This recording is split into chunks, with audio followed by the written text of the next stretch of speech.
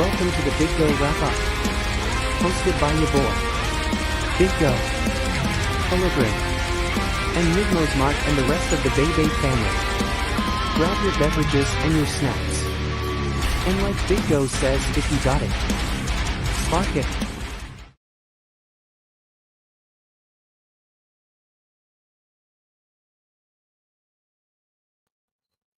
I messed that up, y'all. We're going to try this again. All right. So give me 1 second. We're going to try this again.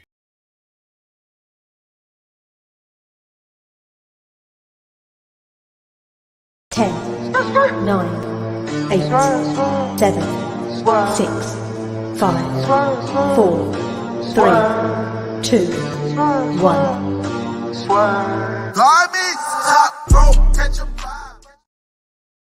That's a little bit better. We're swerving into the resort today. What's good, everybody? Welcome to the BiggOh Wrap-Up, episode 21. 21. Not my stick. Not my stick. We'll reserve that. No. We'll reserve that for tomorrow when Rob makes his re-debut back tomorrow for Friday Night SmackDown, man. Where the hell is that dude? Oh no, but he posted his live. He posted his live stream for tomorrow. So Well, that's Ben we up. definitely gonna do it. And there That's he Ben. is right there. Finally, the one they call Hooli with the Dim Boys hat on. I mean, it's kind of coincide with these boys. I'm just bland. But I don't want to talk about these boys right now. I don't want to talk about these boys. If we're gonna talk about those boys down there, then that's fine. We talk about Jay and Mark Briscoe, them boys, the greatest, Them boys, one of the greatest tag teams in wrestling. Man, I'm missing something. Shit! What am I missing? Oh, that's right. Oh shit! Yeah, he's the champion now. Now I feel better. Welcome to the BiggOh wrap up, man. Y'all know who it is. Your boy BiggOh right here. It's the Mid-Most Smart German. Y'all know who it is. Y'all know who that guy is. And this guy down here, this guy, hey, I call him probably one of the most mysterious person in the IWC. Y'all know who that is. That is Hooligram. Hooli, what's going on, bro? How you doing today? And you're muted, by the way. Oh, you guys haven't heard a whole thing, anything I've said this whole time? Oh, nah, just not till now. Not till now. Sorry. You were saying you were saying something about them boys and pointing to your hat. I said you can talk about these nuts. That's what I said. I didn't want to talk about these boys, but I'll talk about them boys. Talking about Mark and Jay Briscoe. Yes. Nice belt. I have the Undisputed Universal Championship. So, yeah. You can just call me the BiggOh champion. The real champion around here. You know, not like, with CM Punk be talking about the real World Heavyweight Champion. But I'm the real. What did you say about CM Punk? So now you know how when CM Punk had the AEW World title and he called it the real World's Champion? Yeah. Yeah, that's what this is. But nah, yeah, I got this. Had to pull the trigger on getting another belt, and that's exactly what I did, man. So yeah, we got a few things that we're going to talk about today. I know if you guys saw my little preview I did yesterday on YouTube, gave you a few of the topics that we're going to talk about, such as Killer Kelly. Where did Jeremy go? Oh, there he is. You know, he done hit the wrong button apparently, and now can't even see his face. Don't even know if he's in. Okay, there he is, right there. But yeah, we talked about Killer Kelly not leaving TNA. Possibly just going to take some time off. There's been another match rumored to happen at WrestleMania, which will be a 6-woman tag match between Bianca Belair, Naomi, and Jade Cargill versus Damage Control. I think we all kind of predicted that about a month or two ago. Carmelo Hayes and getting called up after Mania. CM Punk, Drew, Seth, man, so much more. AEW, Dynamite, man. John Laurinaitis, Ronda Rousey, Becky Lynch, man. The list goes on and on.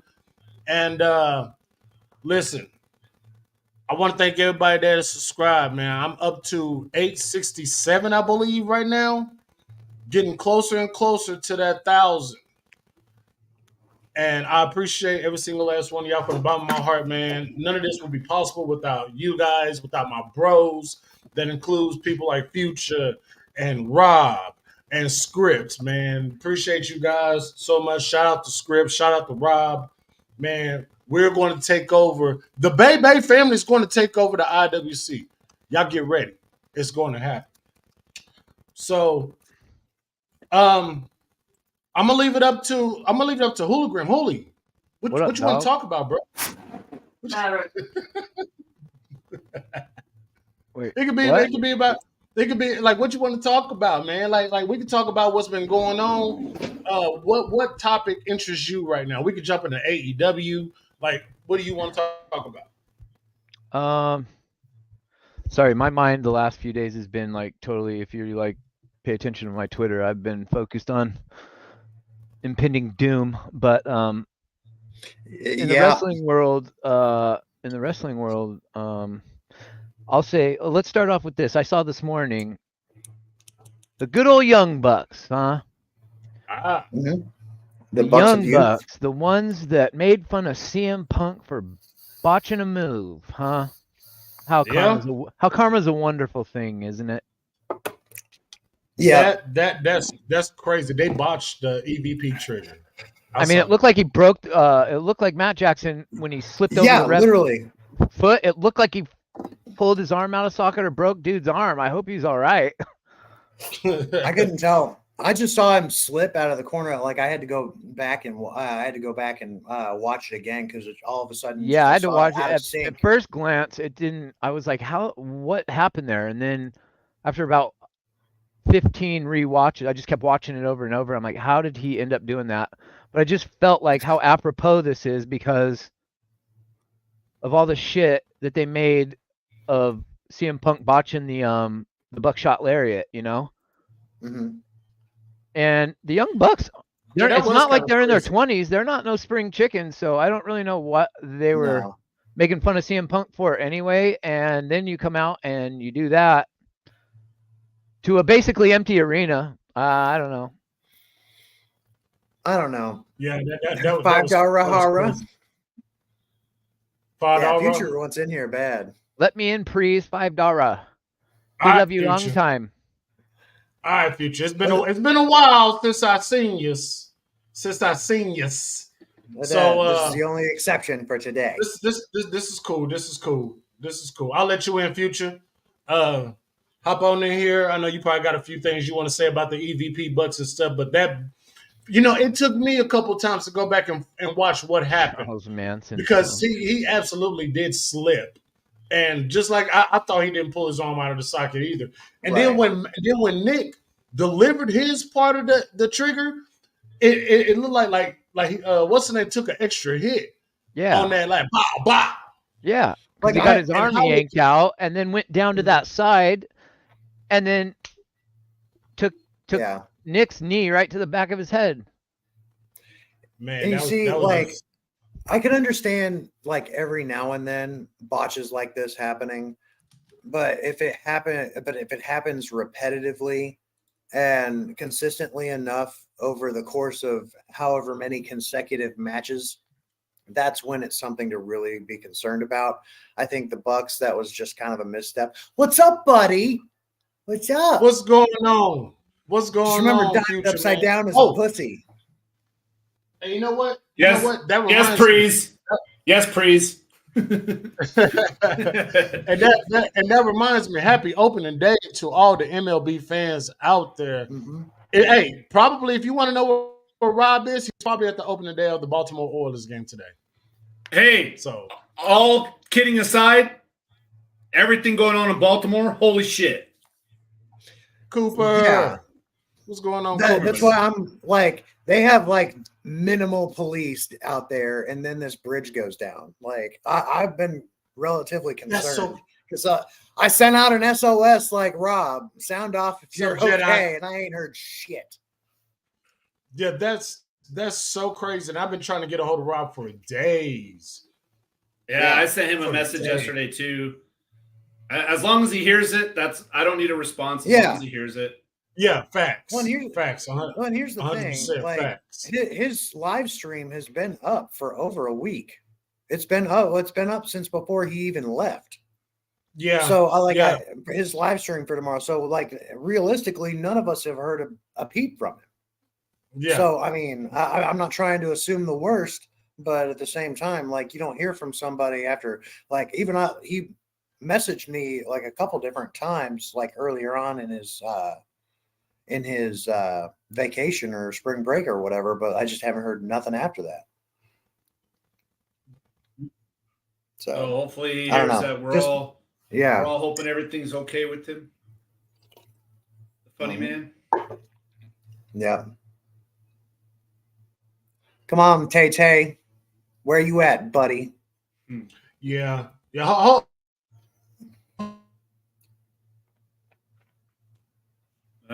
Otis. Otis, Okay. freezing up Give it now. a You're second. gone, buddy. Give it a second. There we go. Here we go. Yeah. All right. I'm here. I'm here. I'm here. Don't worry. Have no fear. I am here. Okay. Have no fear. Guardian. I'm just Guardian. I'm just I was adjusting. meaning I'm to just check that adjusting a out. couple I things. will. I'll apologize. You're I all good. apologize. I was Yeah, just is adjusting Rob a couple still things. alive? I'll be forgetting that if I touch something. So Yeah. what'd you say, Hooli? Is Rob still alive? What happened to him? I ain't had an invite Yeah. to his channel in like 2 weeks, bro. He's been out on spring break or whatever, but and I Spring break heard ain't from 2 him. weeks long, dog. I know. He's been in Panama City jail, bro. That's where. I don't know, bro. Like he just say Swifty Rob Tay and he shall appear. Swifty Rob Tay. No. Yeah, we all hope that Rob is doing He's good. I'm had sure this he's doing live stream good for tomorrow up. Yeah. Because I saw him say a couple weeks ago he was gonna be. He asked me if I was gonna be on last week's BiggOh wrap up or something like that, and then he said he was gonna be on like that Friday, the next Friday, and he was never in here. So and I haven't heard from him. I don't think I've seen him in JD's. I don't know where he's at. Like, and it's literally just the lack of police in that major metro area. I don't know where he was vacationing at, but then this bridge going out, like it's just a little bit concerning. He was in Ocean City. So Rob, he was in Ocean City. He was in Ocean City, New Jersey. That bridge was the Port of Baltimore. Yep. So yeah. Yep. But Rob, which by the way, yeah, that's this. I forgot this is a wrestling podcast. Never mind. It's all good. Well, it's okay. I mean, this is for the concern of our bro, man. We're just trying to make sure he's good. Yeah. So, no, I'm just talking about my theories about that bridge. I'll save that for. Well, we can. I know that it's been knocked down twice, and it was the same damn thing that happened the first time. I've got my theories about it too. Yeah, exactly. But Rob, if you're hearing this, bro, tap in. Let us know that you're okay, man. Other than that, I guess we'll just have to see for ourselves tomorrow on the Friday Night SmackDown, the Big Mo Bebe podcast. By the way, it will start at 6:00 Central, 7:00 on the East Coast, 4:00 on the West, 5 in the Mountain Time. So we're featured. So I'm through Raw, but I didn't get a chance to watch Dynamite yet. So I presume that's what you guys are talking about now. Yeah, I didn't watch Dynamite either. I do not give a single fuck. Sorry.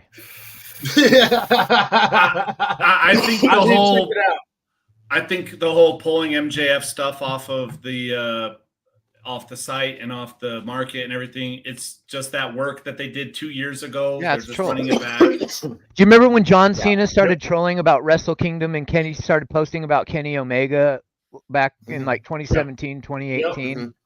Same shit. And everybody was like, oh my God, Kenny Omega is coming to WWE. Oh my God. No. Yeah. Well, what's driving me nuts is there is way too much left on MJF's plate for whenever he comes back for him, at least for him not to go anywhere. He needs to come back. What the fuck? But no, there's everybody saying, there's a lot of people saying that he's going to come back and be Cody's stooge over in WWE, and no, I'm not okay with that idea. He's got far too much left to do in WWE when he returns. He's taking out Samoa Joe, Adam Cole, all the Undisputed Kingdom. I seriously think Kyle O'Reilly and him might be the unwittingest of allies at some point. But yeah. I definitely feel that. Damn. Hooli. Jed, I got some words for you, Hooli. Why am I a W? So here's the thing. See, it's all because we're prisoners of the moment, right? That's how we as fans act. We all are. I wasn't always. If anybody's been following me for a long time and can remember, the entire time I've been on Twitter since like 2016, all I've done is shit on WWE, and rightfully so, because it's been crap. But I grew up a WWF kid, and so my disdain for the company and what they were doing all these years was based off of me just wanting. I just Googled it.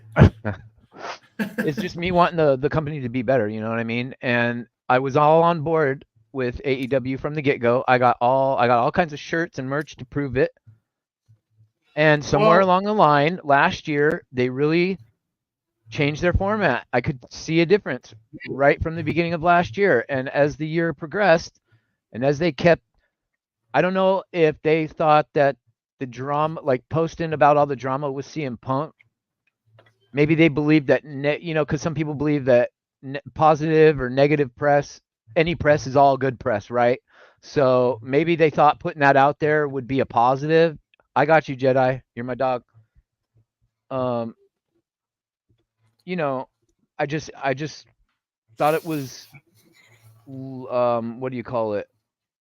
I thought it was real immature on their part to do things the way that they did, and so the more that kept going, the more I saw fans leaving. Mhm. It kind of all just was this. It's all kind of just happened in like this big wave. It seems like to me that once the Punk stuff and the drama started airing, um, Punk did the right thing and he kept his mouth shut and didn't say nothing. And these guys were all on Twitter yippity yapping.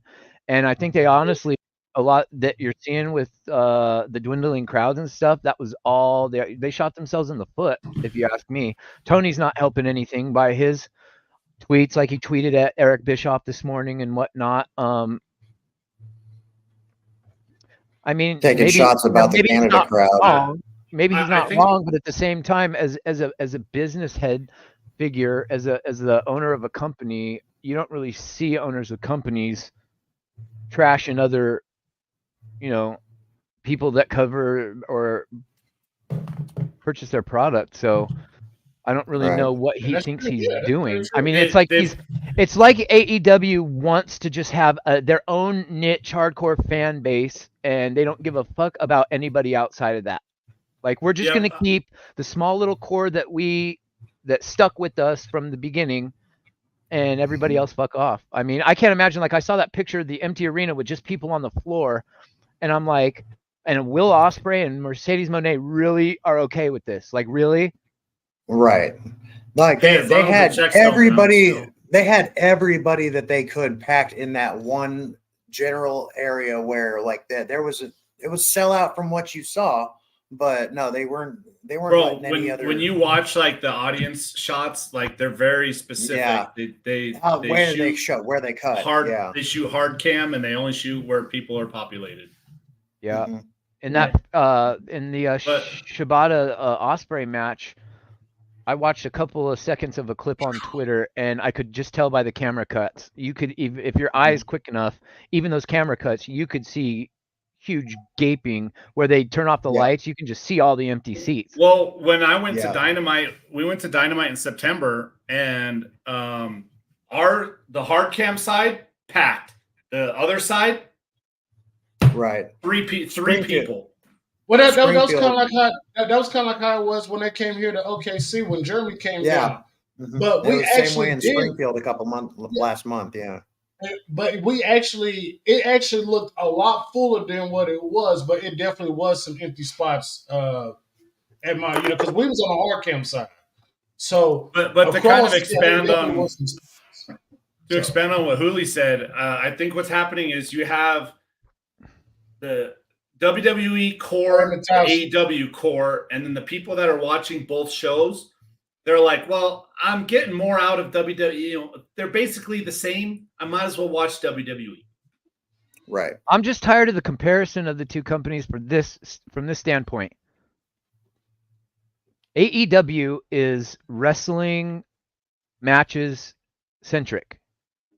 Mm-hmm. And their business model is putting on independent dream matches that the hardcore people that follow New Japan and all the outside of the main two, oh hey, because a lot of these guys I don't know nothing about, right? And that's fine. Right. But in terms of engagement and interest right now, the WWE is wiping the floor with AEW, and it ain't even close. One, because of the time of year it is. It's WrestleMania, so it's just a given. That's the king of all wrestling shows. Whether you want to admit it or not doesn't really matter. Yeah, there's no questioning that. But because of what The Rock's been able to do, WWE is focused on the entertainment aspect. Like, look at the other night. We watched like half of the damn show before there was even a wrestling match. It was like an hour and a half into the show before they had that women's match. So They're Well, focused and- more on and- entertaining, and and- that I think that's what is drawing people is the cinema aspect of what's going on right now, Right. and not so much about the Yeah, I think wrestling. it was like an hour and 15 minutes between that they had both of those segments go on, and there was only one match. Yeah. So You look what? where very promo heavy. Look Like, where you know what? WWE is booking their shows. They're booking them on like college campuses and stuff, like places where people are active, and yeah, they're Mhm. going to sell out. Okay, Mhm. yeah, That's what people do. That's fair. But I look at it this way because by them doing what they did on Monday night, it was actually good. You brought us in with an incredible promo, surprised everybody with The Rock, that enticed that promo, that had a stipulation that wouldn't be played out until the end of the night, which was Yeah, fucking you had a fantastic. single story carried over the entire course of the show. Which I'm not like I going to say, lie. And that was I think that Punk and Drew and Seth promo was probably one of the funniest promos I've heard in probably 5 years. it was I that, was yeah. dying. Well, I'm going to tell. Both I'm them gonna, promos were let- great.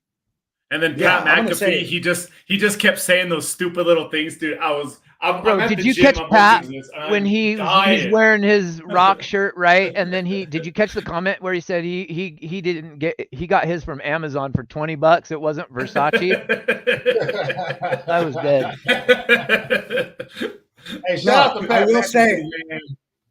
I will say, no, Raw, in my opinion, was probably the best Raw that I've seen in the last 10 years.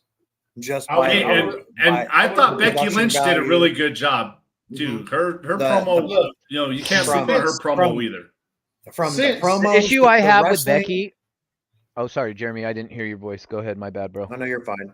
The promos, the ring story, the stories playing out in the ring, they were all fairly decent. The only down part of Monday was Candice LeRae and Ivy Nile, and even then, that had a story that carried through the course of the match. So, like the shots of the ring, the camera work, like they're easily. You could say that this was the best Raw that they put on in 10 years. And that's with everything, the Attitude Era aspects of it withstanding. Like It really this felt- episode of Raw flowed so well together with everything. Right. So I want to say, like, between Seth, Drew, and Punk, I think this was more so of like a shoot work promo, because Dude, all of when Drew them said, shot. All of for them a guy shot. that doesn't do drugs or drink, you spend a lot of time in rehab, I was like, oh, Jesus Christ. And it was He's always unscripted. hurt. That whole promo was unscripted for everybody. It was unscripted.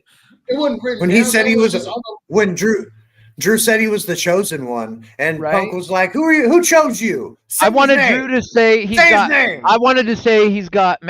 What was it? I was like, dude, if Drew would have said this one line, the whole crowd Like would have lost their redacted. shit. If he said No, if not I said redacted. I saw the comment that said redacted, but I was thinking something along. What was that saying that VKM used to always future endeavor. because CM Punk said, if you say his name, if you got the balls or whatever, and then I thought Drew was gonna say balls the size of grapefruits, right? If he would have said that, then everybody would have for sure known what he meant. Yeah. But that whole segment was amazing. I'm gonna have to give this a listen. I'm gonna have to give that a listen. If it's really that good, I'm definitely going to check it out. So Becky Lynch's but new yeah. book. My problem with Yeah. Becky Lynch is just, to me, as an old school WWF guy, size matters. And Rhea and then Becky in the ring together just doesn't look believable to me. Becky in real life wouldn't be able to harm No. Rhea at No. all. So That's why I it's get a they don't wrestling really. I mean, match. who else are they going to go with? It's pretty much Rhea and Becky at the top of the food chain in Yeah. WWE right now. So it's not like they got a lot of options because a lot of their girls are on the ascent, like a Tiffany Stratton. We're about to see Jade Cargill tomorrow. We'll see what happens. As the weeks pick up with these girls, they'll start That's folding right, them we into do the get mix Jade after tomorrow. Mania. Hey, So- my softball game is late. It's at 8:15, so I can probably jump in for like a good 2 hours before I need to leave the house. So Well, Cool. like I say, We'll definitely see work where that we're at in. tomorrow with Rob. Yeah, No, so as far we'll as make sure that Rob is doing good and doing well.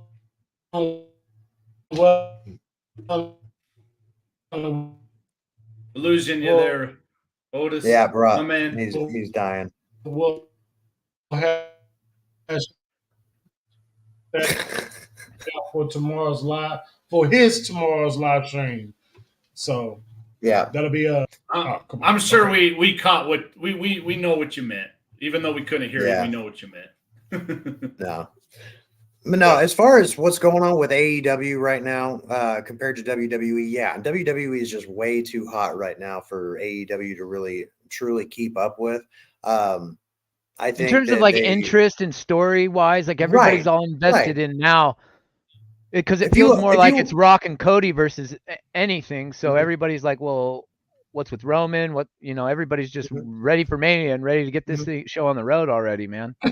Well, it's like what WWE is, and I know you all have heard me say this, is that WWE is Okay, we're gonna have to pause because we're bouncing all over the goddamn place. Because I didn't even get. I want to get my little piece in on the whole Seth Punk and what's the name, but we went right into the Roman thing, which I do got more news and stuff on that. So I want us to just hold on. We're gonna backpedal just a little bit because we're bouncing everywhere. And Are we doing like a Shane O'Mac back pedal? Well, I mean, a Shane. Don't blow your quads. I just got what you just said. The Shane O'Mac back pedal. But I want to say real quick before we immediately jump into three more other subjects. Do we believe? Because I want to ask this question to you guys. Is CM Punk at WrestleMania? Is he going to be a main commentator, or do you think he's going to sneak in and be a ref? Because I feel like he's gonna interfere. He's gonna be involved somehow. He's not gonna be on just commentary. He might be on commentary, but he will take the headset off, I think, and fuck some shit up. I think so. Pull out a referee shirt, maybe. That or the referee's going to get knocked out, and he's going to put the shirt on and jump in there. And I just want to see some really more so than all the overbooking that people are speculating about with the main event. I really want the old school WWF overbooking stuff to happen with this match. Ooh, I'd rather. Yeah. I want to see just some typical old school like what Future just said. Maybe CM Punk takes the headset off and takes off his Punk shirt and he's got a ref shirt underneath, something like that. Something like that's what I want to see. What I realized on Monday was what wrestling has gotten away from is every time there's a new debut or whatever, my God, they tell us it's happening like 2 months before the person shows up. Veer might still be coming, even though he's here. What happened to surprising people and just having when The Rock just is promoting April 1st, raw all week long. So then boom, he shows up in Chicago. I know Chicago's a hot town and they always, they elicit a big pop on TV all the time, but I think any city would have exploded that loud seeing The Rock unannounced. You know what I'm saying? Bro, and my friend was like, he's like, do you want to go to SmackDown? And I'm like, nah, I have to work. And then it was the middle of September SmackDown. The Rock's kid goes to see you or something, and he was here to see Dion. He was on the Pat McAfee show and shows up to SmackDown unannounced. Huh? Like that was freaking nuts. And that was and during the Attitude Era, they would sometimes announce debuts, but they would have a lot of. That's what kept me flipping between Monday Nitro and Raw all the time. Was you had no idea what if you missed something. If you were on one show, most likely you were missing a surprise or some crazy happening on the other show. And when The Rock just showed up unannounced, it gave me that feeling of like watching the Monday Night Wars back in the day. And it was like, we need to get back to more surprises, not so much, got to advertise because we need clicks and views and likes and all this bullshit. Do we think this is an Attitude Era resurgence, or is it just going to be by appearance, or we'll see if it keeps up in the weeks coming leading into the Netflix deal? But going to be a tell-all for everything. It continues, it'll be better. Like what they did with Rocky and Cody at the end of Raw was fantastic. That beatdown was absolutely fantastic. That felt Attitude-esque. That felt like something you would see at the end of Raw back in when Rock and Stone Cold fought, and the belt went over into the river. Mhm. Oh That's yeah, exactly what that yeah. segment felt like, being out in the rain and stuff. And I'm like, we haven't seen this in so long. It was refreshing. It was like, this is what we need a little more of, a little more. Yeah. Don't treat the audience Never. like a bunch of little Absolutely stupid never. children. Like, I hate Never. She watching never get fired. Raw weekly because I always get secondhand embarrassment. And now that's why I'm not watching AEWs, because I'm getting a lot of secondhand embarrassment watching AEW. And that shit just turns me away from wrestling so fast. So Wait a minute. weekly, I'm talking about the weekly Is product. Rob in here? I don't know. Is Rob in here? No, maybe I'm I looking. don't know. Maybe I Ben was. I don't see a message from him. Did she mean to tag somebody else? Probably so. Yeah, probably. But she's right about this, though. She is. I don't think there is a ring announcer in the Hall of Fame, is there? No, somebody Oh, yeah, recently on Howard Twitter Finkel. said Howard that Finkel. The Fink. Howard Finkel. he's dead. Mhm. Howard Finkel. He's dead. Yeah, but he is a Hall of Famer ring announcer. Yeah, but she's saying today, in today's wrestling, Oh, there isn't today? anybody. Yeah. I wouldn't even know. And somebody Who? on Twitter the other day Who I would said Samantha Irvin is the greatest ring announcer of all time, and I severely have to disagree with that, big Yep. time. I like her energy. Is she the I best? love her energy. Maybe not, but her energy is incredible. She's probably the best today, like right now. She's better than that girl from NXT. She's better than Kayla Braxton was. She's better than I'm still partial to Lillian Dasha Garcia. was when she was in NXT and in AEW. She's better than JoJo. I'm partial JoJo to was actually. I thought JoJo was decent. I really thought I'm rather JoJo was partial good. to who is it? Lillian Garcia. Yeah. See, now for me, Lillian Garcia is a goat. Yeah. She was absolutely great in what she did there. That was awesome. I wouldn't say What she Lillian did. is the And greatest she of all could time. sing. And she could sing. And she could sing. I'm Yeah. gonna give her props because she can also definitely sing on that. All right. I want to push on. Oh, by the way, you guys saw that little Easter egg at the end of Monday Night Raw with the WWE Cena and truck with Stone John Cold. Cena and Stone Cold. Yeah.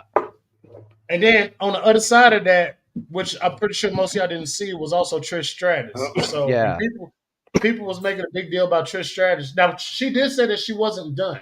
I believe she did sound like another small contract, but I don't know if she has anything planned for WrestleMania, if she's going to be at WrestleMania, but definitely that positioning of that WWE trailer with Stone Cold and John Cena right there in front of the beatdown with Cody and Rock at the end of Raw was definitely foretelling of what could happen or what kind of help Cody Rhodes could happen on night 2 as he gets ready to win that World Heavyweight title. Carmelo Hayes. Go ahead. quick, Go ahead. Otis, Go ahead. Do you think that Trish, because of her history with Becky Lynch, you know how WWE will sometimes have a pairing and then they'll turn on each other, and then when that storyline is over, some time goes by, and then they bring that person back to actually side with the person that they were feuding with? Do you think Trish, even though that she has beef with Becky, shows up at Mania to help Becky beat Rhea?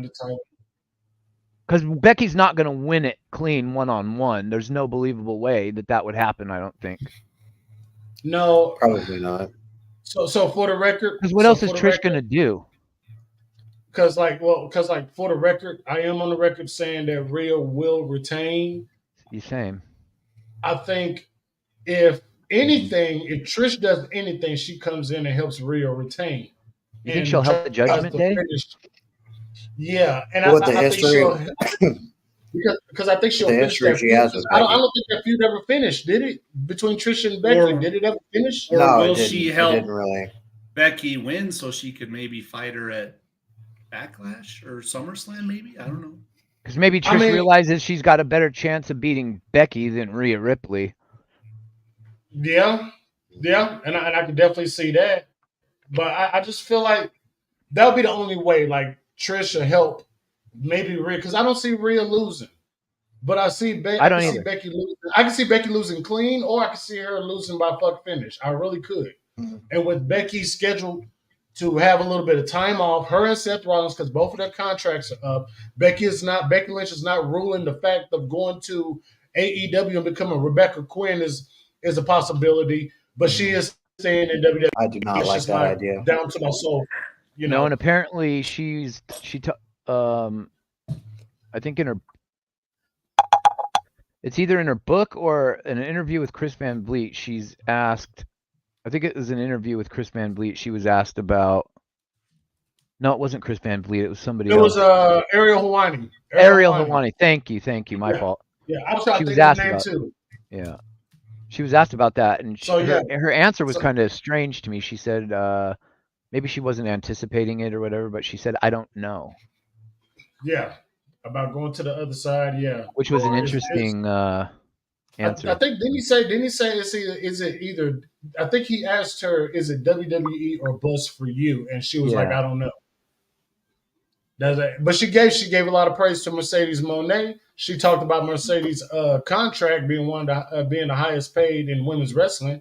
So so she gave her props for that and stuff like that. She even went on that whole little on Ariel Helwani talking about Ronda Rousey, basically saying Ronda Rousey was misused and basically said that she couldn't wrestle. I was going to say she also admitted what I've been saying. My issue with Ronda Rousey is this whole time is Ronda Rousey couldn't pick up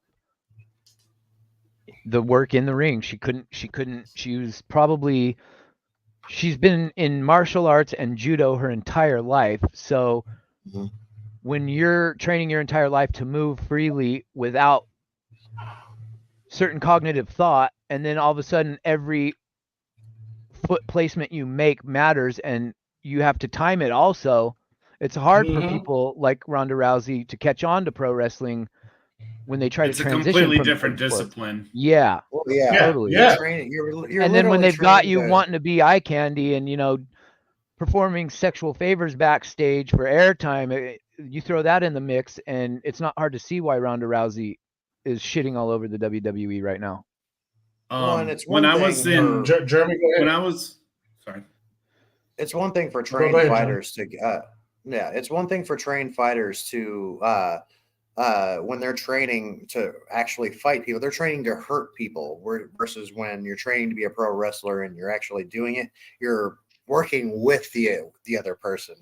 And whether or not you're like pretending or not that you're trying to hurt them in the process, it's still a dance. It's dedicated to making things to furthering a story versus like Ronda's trained for all these years to hurt people and to make them submit and to where they can't necessarily move fluidly. And so like I can understand the break or at least the barriers that she's coming across, because I mean she definitely has some issues in the ring, not gonna lie, but the way her booking meant everything to how she was perceived in the beginning.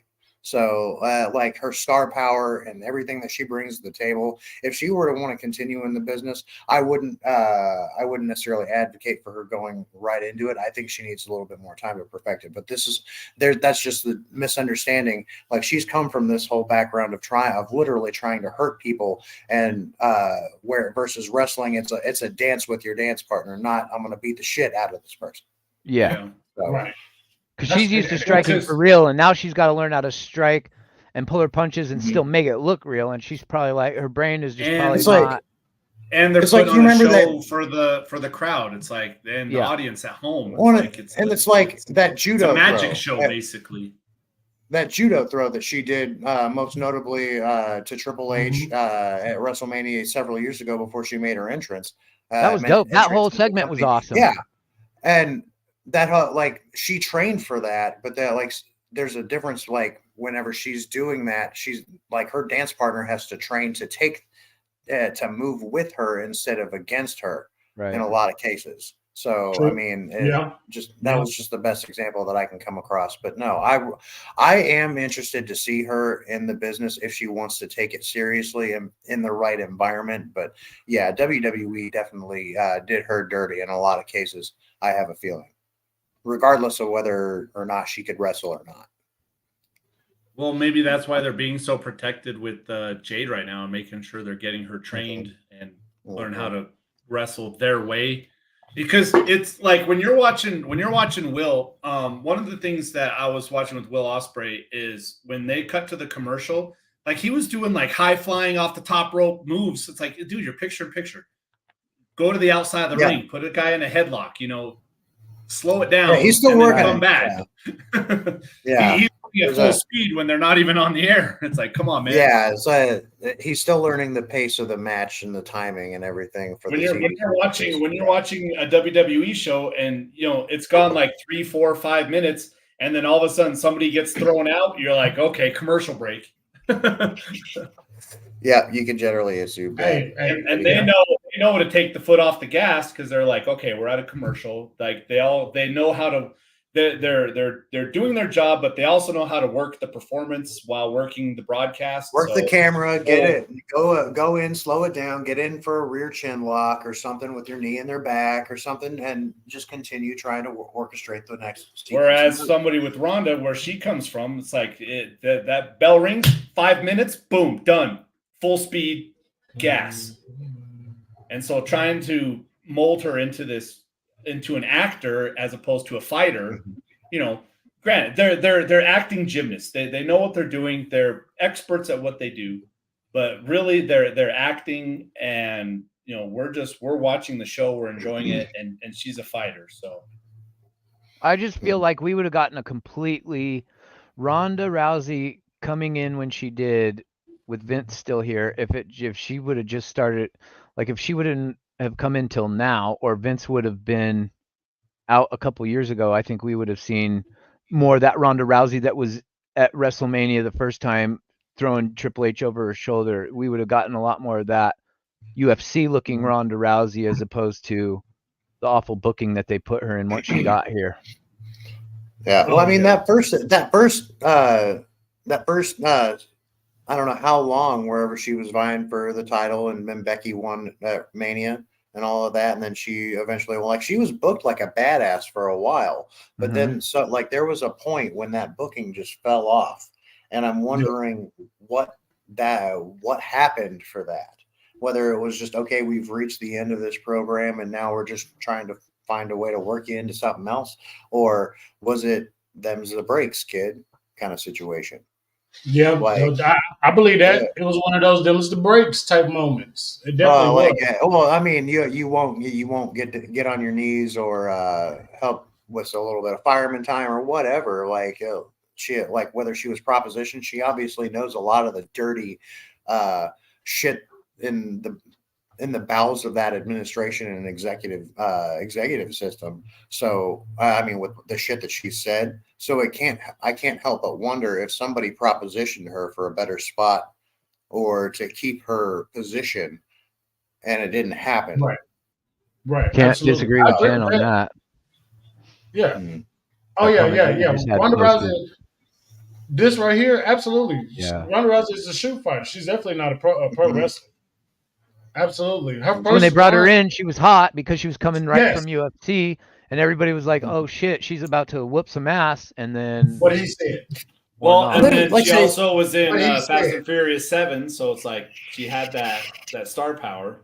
Right. She did. And then she came in, and Vince was like, "No, you're not gonna be bigger than Charlotte Flair. Sorry." And then it was all downhill from there. Yeah, it very well could have been. I feel like it was more I feel like it was more on a different situation because remember, I felt like it should have been just Becky versus Ronda, and Charlotte just had to put herself into that, and that's when Vince stepped in and was like, "Nah, we can't let you overshadow our queen." I do remember that in WWE. Like it was trash. It was god. You have to remember though, Charlotte is also a Triple H girl from NXT, so when she comes back.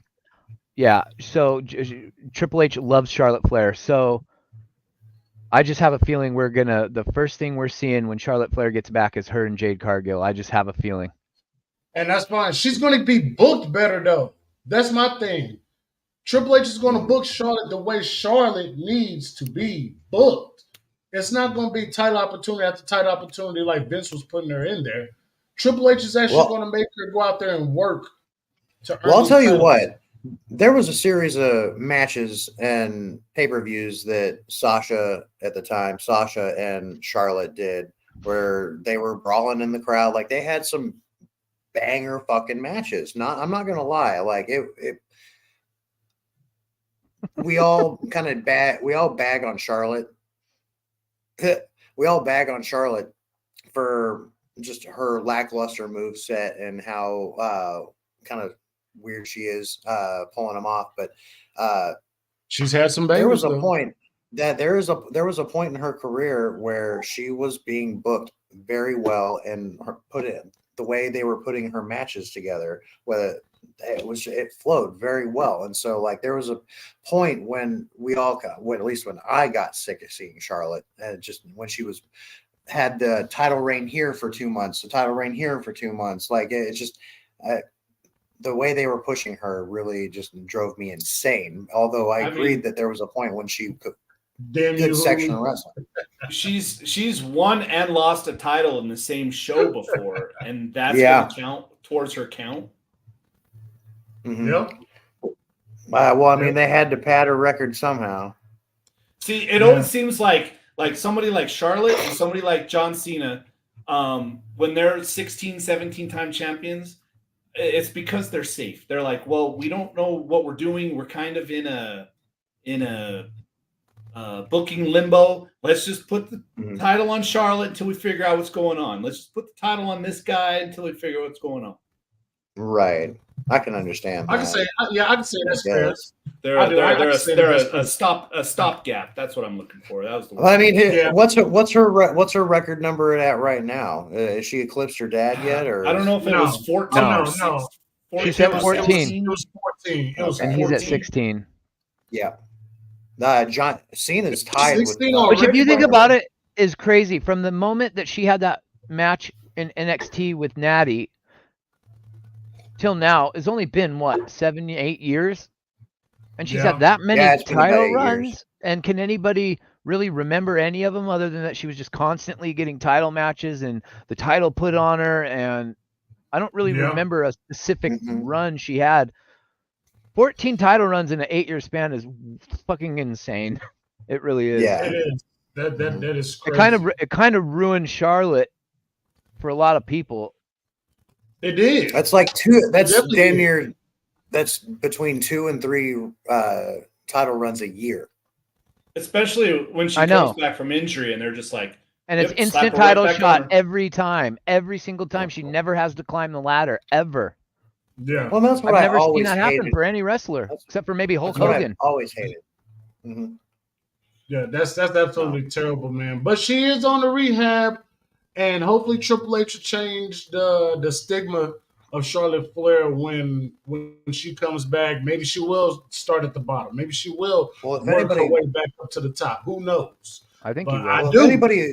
if anybody that didn't really like Charlotte Flair or didn't have much respect for her to begin with, anybody who might be watching her rehab videos and stuff that she's been doing, just posting online, like I have immense amounts of respect for this woman after all the shit that I've seen her. I put don't herself through. think we hell yeah. have any actual like legit like, oh, I can't stand this, like any disrespect. Mhm. I think we just get It's tired the of her over booking. pushing. It's Yeah. the overexposure Right. and the constant force down her. She's literally been the female Roman Reigns for all these Yeah. years. Right. Except Yeah. without Right. except without an epic storyline that she's involved in. Yeah. And that's the problem. If people started coming around to Roman Reigns, I certainly did for one, once the bloodline shit started happening. Right. Because when it was Right. the Shield, I didn't care for Roman Reigns in the Shield. I didn't care for him at all as the big dog. I love the Shield, but I didn't That like man- Roman Reigns in the Shield. Same. That man stood in the ring for 10, 12 solid minutes while we fans booed the Fuck fuck you, out Roman. of him. Yeah, fuck Yeah. you. And Yeah, now that he was just after he beat the he's just Undertaker. like ring it. It's my yard now. And Yeah. Oh, that that he beat shit. the That Undertaker. when he said that, it's my yard now. I almost Mhm. broke my TV, bro. I'm not gonna lie. Like that was against Yeah, the Undertaker. That Like, triggered me bad. I wanted to punch him in the face right through my Like teeth. that. He had so much heat on him. Like I want to say It wasn't good heat though. like, It was go away heat. No, I had. There was more heat on him, at least, or equal amounts of heat on him as Goldberg had whenever he buried the Fiend in Saudi Arabia. Oh my god! Like it was amazing the amount of heat that he had on it. Like the brilliant thing with atomic white with Roman is when that music hits, everybody stands up, they all do the one, and they're all like just acknowledging, and then he starts talking, and everybody just boos the living shit out of him, and he's just like, acknowledge me, and everybody's still with the one. He has learned to absorb that and work the crowd like so damn good. I think that's like one of the like greatest the progression of his villainy has been amazing. I think that was great. I think that's just great that he's able to learn how to absorb all that. You know who else is good at that? Dominic fucking Mysterio. Oh yeah, he's a heat magnet. He is eating all of that up, and he loves it though. But this version of Roman Reigns by far is the best Roman Reigns that we've gotten. Although I am tired of the storyline, the character of the new version of the Roman Reigns is absolutely fantastic. And this was a smart move by WWE. It was a smart move to finally have him be this badass heel and stuff. When big dog I didn't care about either. When Cody was trying to shake his hand and Roman's just like, get the fuck out of here. Like, I was dying on SmackDown. I still say, damn. I still say when you put Roman and The Rock in the same frame, like Roman's getting big leagued, big time. He's getting little broed. And with everything that we just saw on Monday, how can you not like unless he's literally just treating The Rock as an acknowledged mercenary for the bloodline? Like this is going to come to a head very soon because he's calling himself the fucking final boss every second breath he takes. So, like I'm telling y'all, like they're getting ready to swerve us again, or at least they're getting ready to. Roman retains. They're getting ready that's going to come to a head. But yeah, something like that. But yes, Kayla, you need to start watching more. There was a time for the last 10 plus years that it just sucked. It was not worth watching because of the way it was booking. Because of the way it was booked, they pretty much catered to children. Yeah. And with I adults, quit watching the weekly WWE in 2017.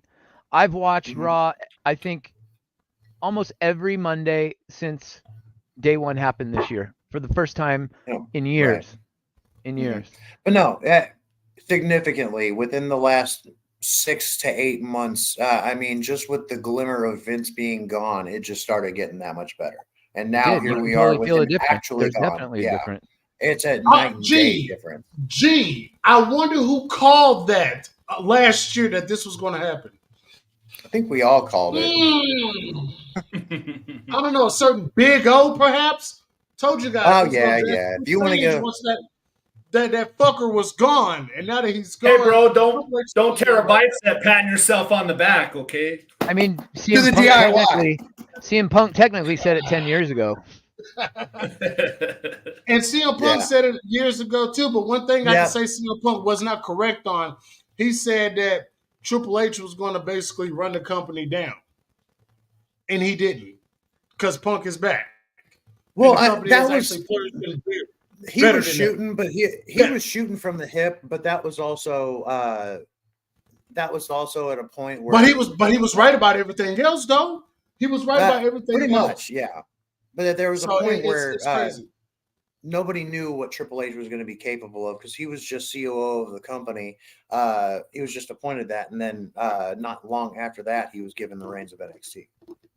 Oh yeah. So yeah, but I said Triple H was going to change the main roster, and as long as that old man stayed away, Triple H was going to bring a little taste of black and gold to the main roster. I said that, and look what's happening now.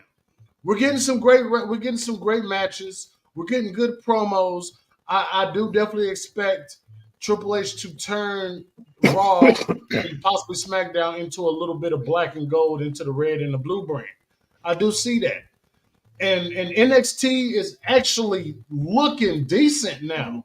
I just it's with not as bad as it used to be. It's actually a pretty tolerable show to watch now.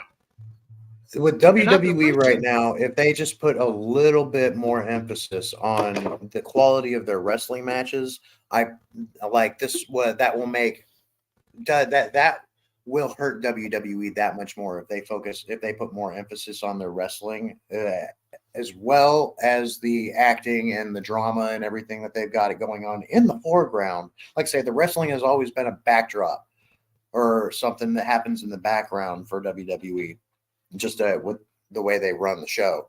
But like, I would like to see them put just a slight, like 5%, maybe 10% more emphasis on the wrestling product as a whole, on the in-ring product.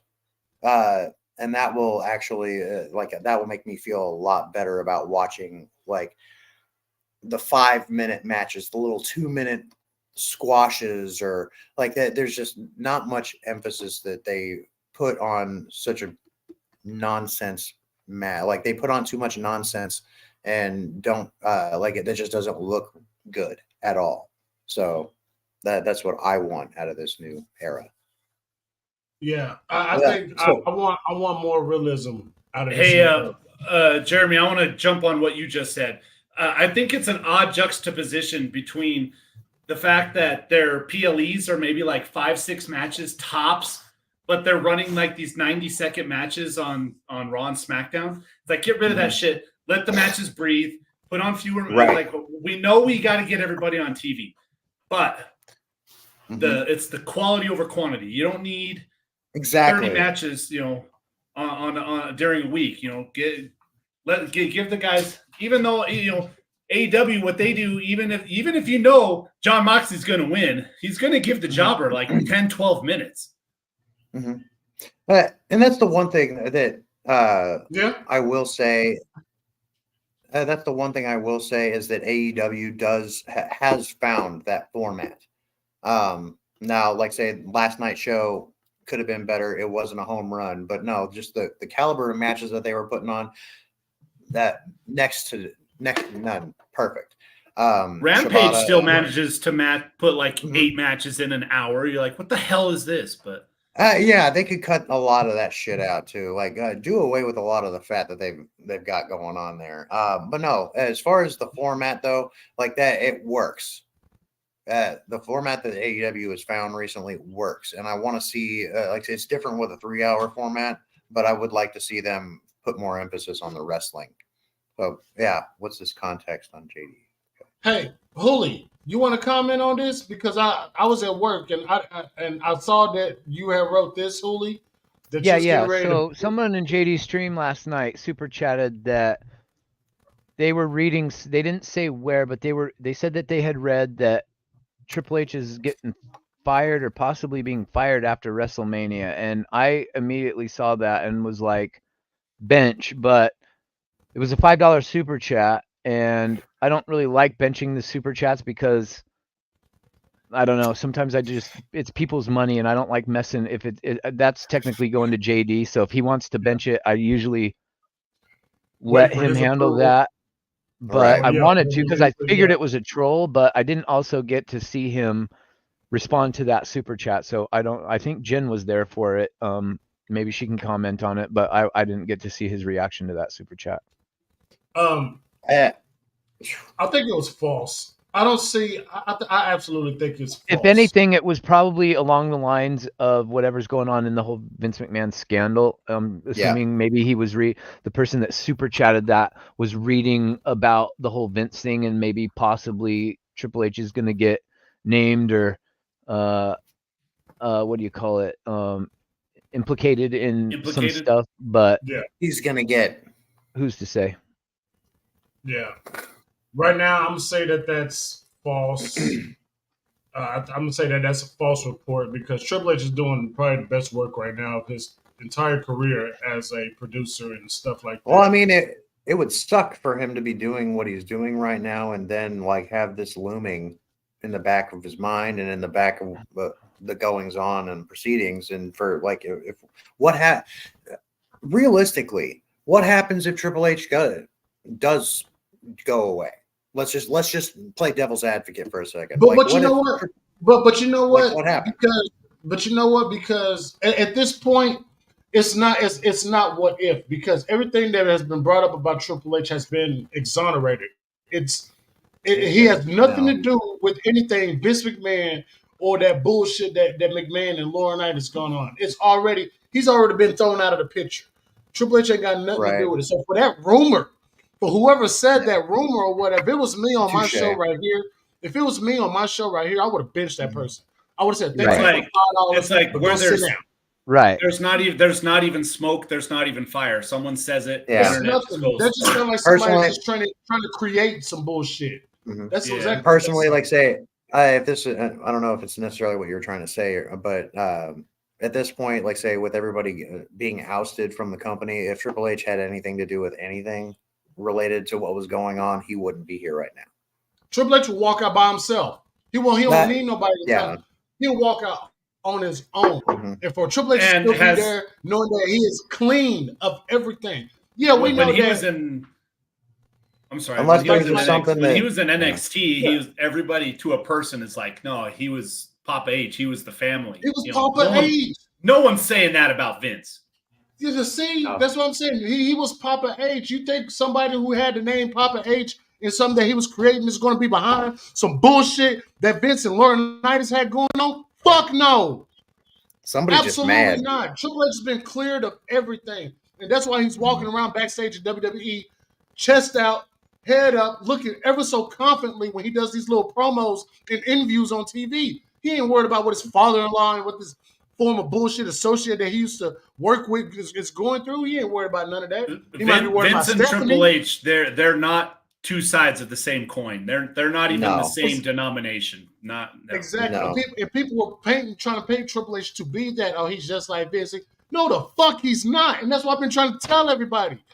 He is nothing like Vince McMahon. Triple H ain't Exactly. gonna hold nobody down. He's gonna get everybody the opportunity that they deserve. Everybody's gonna work. It ain't just gonna be hands out. Ain't none of this bullshit that Vince was going through. This is a different era of WWE. Well, if And you this would era believe existed.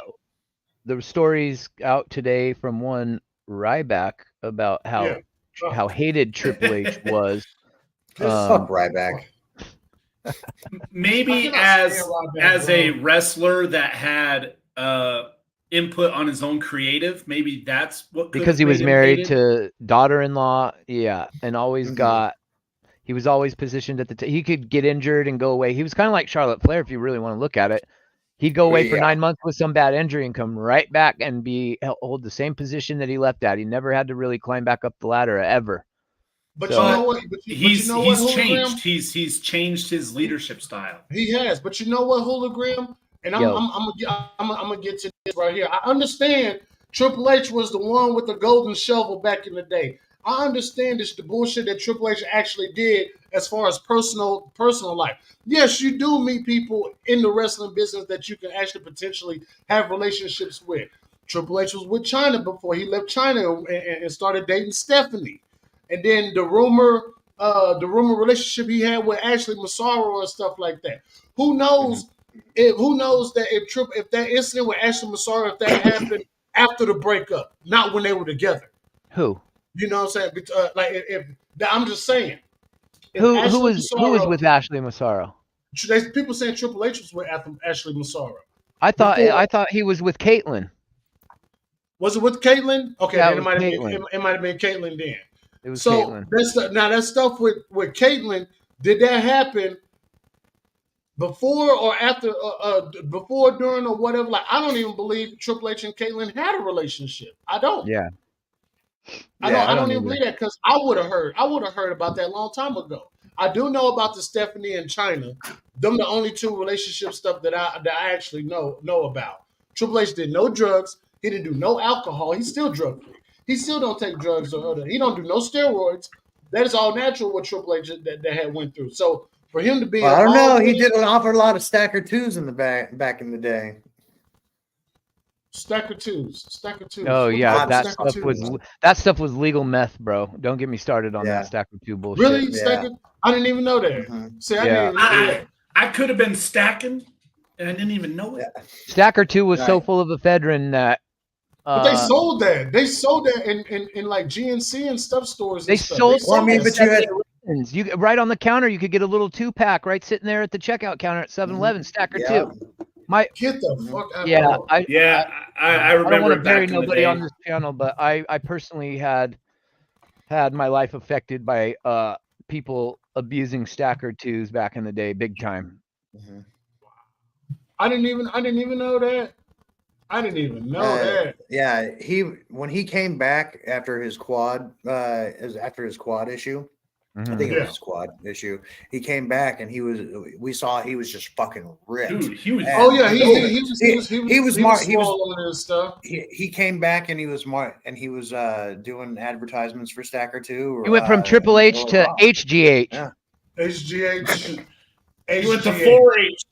Oh, you know what? I do remember that going around back in the day. HGH. Yeah. I do remember that. Okay. Human growth All right, hormone. yeah, all right, I get it now. Well, it was when Major League Baseball was getting investigated for steroids, and then they're like, "Oh, was that the let's look at McGuire? these Was that the McGuire, Sosa, and Yeah. Bonds? Let's look at these wrestlers also. They're kind of Yeah. jacked up. That's Bonds right. and Sosa. I didn't realize all that McGuire, was around that time, though. I did not realize that. Kind of like the late '90s, early 2000s. I believe That is Triple crazy. H's physician or whatever they call where they get their stuff. I believe he was going to one of those guys that was also providing athletes with it as well.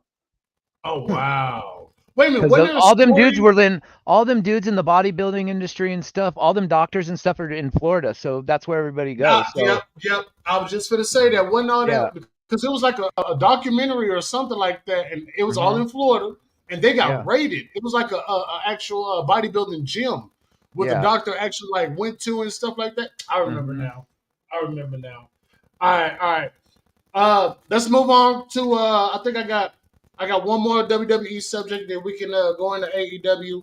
Carmelo Hayes being called up after WrestleMania. We know Carmelo Hayes had a nice little stint on SmackDown. Do you guys think he'll stay on SmackDown after Mania? well, weren't we talking about Carmelo getting possibly called up after what pay-per-view was it? Was it a pay-per-view last year? And we thought he was gonna. Was it? I thought it was like Survivor Series or Was it? Was it Survivor? No, I thought it was SummerSlam, Survivor maybe. Series time. Or did we say Royal Rumble? No, it wasn't Royal Rumble. It Could was- have. no, Well, I it think we were wasn't. saying at Royal Rumble too, but I think the Mello getting called up stuff started last year, and it's like, okay, yeah, he's gonna get called up, and then he doesn't. He's gonna get called up, and then he doesn't. Like, I think his style would should. fit better on SmackDown. Raw seems to be kind of the more hard hitting, and SmackDown is kind of more of the, for lack of a better term, the circus. And he is more of a performer than. He would fit good against the Profits. I think he would fit good against Ricochet. He would fit good against. I think he would just be a better brand fit for SmackDown. I think. I agree. He seems like he would fit a lot with the cruiserweight side of everything going on over there. Hey, what about Carmelo Hayes and Ricochet as a tag team? What y'all think about that? It's an interesting idea, but I think they're two conflicting personalities in the way they want to handle business and the It's direction true. they're going to go.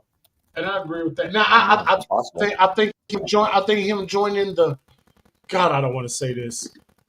As far as him joining the Pride, I think it's a perfect fit for him to join the Hurt Business 2.0. I mean, BFAB is in there. I mean, it'll be a shit roll part 2.0. You know. No Like, comment. I just can't say use the Pride. It just doesn't sound right for a group with 4 black people in it. I mean, they're I'm not sorry. lions. It just in this era that we're in right now, it's not associated with power and lions. It's associated with something else. Y'all need to quit talking about food in the chat, making me fucking hungry. It's expensive now. Y'all talking about McNasty. So that ain't gonna make me hungry. McNasty ain't gonna make me hungry. So, and real quick, guys, I want to talk about USA Network real quick. Listen, I know that the WWE is getting ready to leave USA Network towards the end of the year to go to Netflix. Only thing I got to say is USA, you pansy soft ass bastards. Yeah. You let all these other shows have cuss words on your network, but you can't allow WWE to have cuss words. I don't know if any of you guys ever noticed that. There are other shows on US Network that uses bitch and shit and damn and all this other I stuff. think now that they know that they have the Netflix deal and they're on the way out, I think they're slipping a little bit more in. Chad Gable cussed. Yes, Chad Gable cussed. Chad fucking Gable cussed. I don't think I've ever heard Chad Gable curse ever on TV until now. Until now. And speaking of good TV and stuff, like I said, we talked about Raw and how good Raw was with the promos and stuff. And we're going to get into AEW, which actually did not actually have a promo segment on Wednesday's Dynamite show. It was nothing but wrestling from front to back. But we'll talk about that in a little bit. I want to talk about Drew McIntyre. This sucker, this guy is a genius. Shoot from the hip. Drew is amazing. I love him. Shoot from the hip. Did y'all see what he did on Twitter? This motherfucker went to Mindy's Bakery. Yeah, that was awesome. He was like, "Oh, look, they're closed on a Monday because, why would your business be open during the week?" I was dead. You are savage. Good Lord. That was had so the thought savage. to take all of that shit from Punk's time in AEW and incorporate it into promos in his current feud with them. It's something of genius. I'm like, who's come up with this? If that's all been Drew's mind, props to him. That was fucking great to do that in broad daylight and shoot on Punk in Mindy's Bakery. When he sat up, when he sat up Indian style on the top of the announce table, and said, "Don't shoot up my kilt, you perv." Drew McIntyre is a fucking beast, man. And if they keep up with this type of TV for the rest of the Raw's gonna be like I was never a Drew McIntyre fan. Like I didn't dislike him. He just didn't do it for me. But like in the last couple months, like I said, shoot from the hip, Drew, just telling it how it is. He's cracking me up something fierce right now. I will say with the angle that he took the whole situation, he keeps coming back to the whole situation. He was like, "I figured it out. You're my muse, man." Like that, I died when I heard that. It was. And then he sits Indian style on the announce table and looks at the camera and goes, "Don't shoot up my skirt, you perv." yeah, that's exactly what I said. Or when he was sitting in the chair, but between Michael Cole and Pat McAfee, just like I'm like, God damn, this guy's cracking me up. And he even cracked a joke about about the swearing. PG Punk, PG brother. PG Punk. We're PG, brother. Drew McIntyre, he's one of the best things on TV right now. I'm on the elliptical and I'm listening to that promo and I'm just like laughing and people are looking at me like I'm a maniac. Hey, Drew McIntyre is one of the best things on Monday Night Raw. Just with this whole new attitude and stuff. And like I said the other day, I feel like Triple H has taken the handcuffs off of most of these wrestlers and say, go out there and do your shit. And I 100% believe that's what he did. Well, and I think TKO is they're letting their product breathe. They're like, hey, we bought this, we own this. Yeah, we don't need to spice it up, but we can let these guys just do their thing. And they're letting guys do their thing, and that's what I really like. Well, let me piggyback off of what I think it was you, Future, who said this. They're getting ready to go to Netflix relatively soon. And so based on that, they're literally like, okay, so at this point we've got the greatest ratings that wrestling has right now. So who do we care? We're on our way out from this network. Who do we care if we start letting a couple curse words fly? And they did not censor any of those curse words, from what I understand. They were showing from video I saw inside the venue whenever Rock was beating the shit out of Cody. Like none of that was censored inside the arena. Whereas, like say on TV, Yeah. they had it weird. They had it cut weird. They just run the censor button or just cut off the audio for however long, and you hear it cut off at different lengths than others whenever you're watching it back on different formats. But no, I seriously think that they're just like, no, we're getting ready to leave here, and our ratings are too good for them to get mad at us. And if they want to, too bad. We're on our way out. They're like, what are you going to do? Fire us? Yeah. Well, what are they going to do? Take us off the air? You can't take what are they going to do? Take us off the air? We have the best ratings of. They're like, yeah, we're coming to Netflix about 9 months early. Yeah. So ain't nothing wrong with that. Ain't nothing wrong with that. But yeah, Raw was good. Raw was actually pretty good, man. We're gonna take a little halfway break right here, man. Just want to remind you guys to hit that like, press that subscribe, hit the bell for all notifications, join in on the conversation. Hey, join the Bebe Resort, man. We are the Bebe family. We are better than Don Callis' family. You don't believe me? You don't fucking believe me? Ask one of these guys right here or ask anybody in the chat. They'll tell you that we are better than the Don Callis family, man. Hey, let's talk about AEW. Remember to hit that thumbs up, everybody. Hit it up. Hit them up. Let's talk about AEW. Double or Nothing has been announced for Las Vegas. Looks like they're going back to where it all started. In Vegas, Double or Nothing. Jeremy, what are your thoughts on the news of AEW with Double or Nothing being back in Vegas? It doesn't surprise me. I knew that they were at least going to have at least one more round there before they start moving Double or Nothing elsewhere. But I think 5 years. I think 5 years is a good cycle for them to have it there. But although they did Double or Nothing at dailies during the pandemic. So all that aside, going back to Vegas is very apropos. I mean, considering this is where AEW started with Double or Nothing, the first one before the television show even started, and just with a new evolution. Is that right? Is that right? Mm-hmm. Was Double or Nothing was the first show before they started? Right. They had Double or Nothing. Then they did Fighter Fest, Fight for the Fallen, and then All Out. They were preparing for right after the television show started. That's right. Okay. I couldn't remember. Remember Fighter Fest. I could not fucking remember Fighter Fest. I couldn't. No, Fighter Fest was when Moxley and Janela had that lights out match. That crazy ass. That lights out hardcore match, death match. Yeah. Jobber Janela. God, don't get me started on that goof. God, I can't stand Joey. I swear. I will punch him. You know what? Hey, Hooli.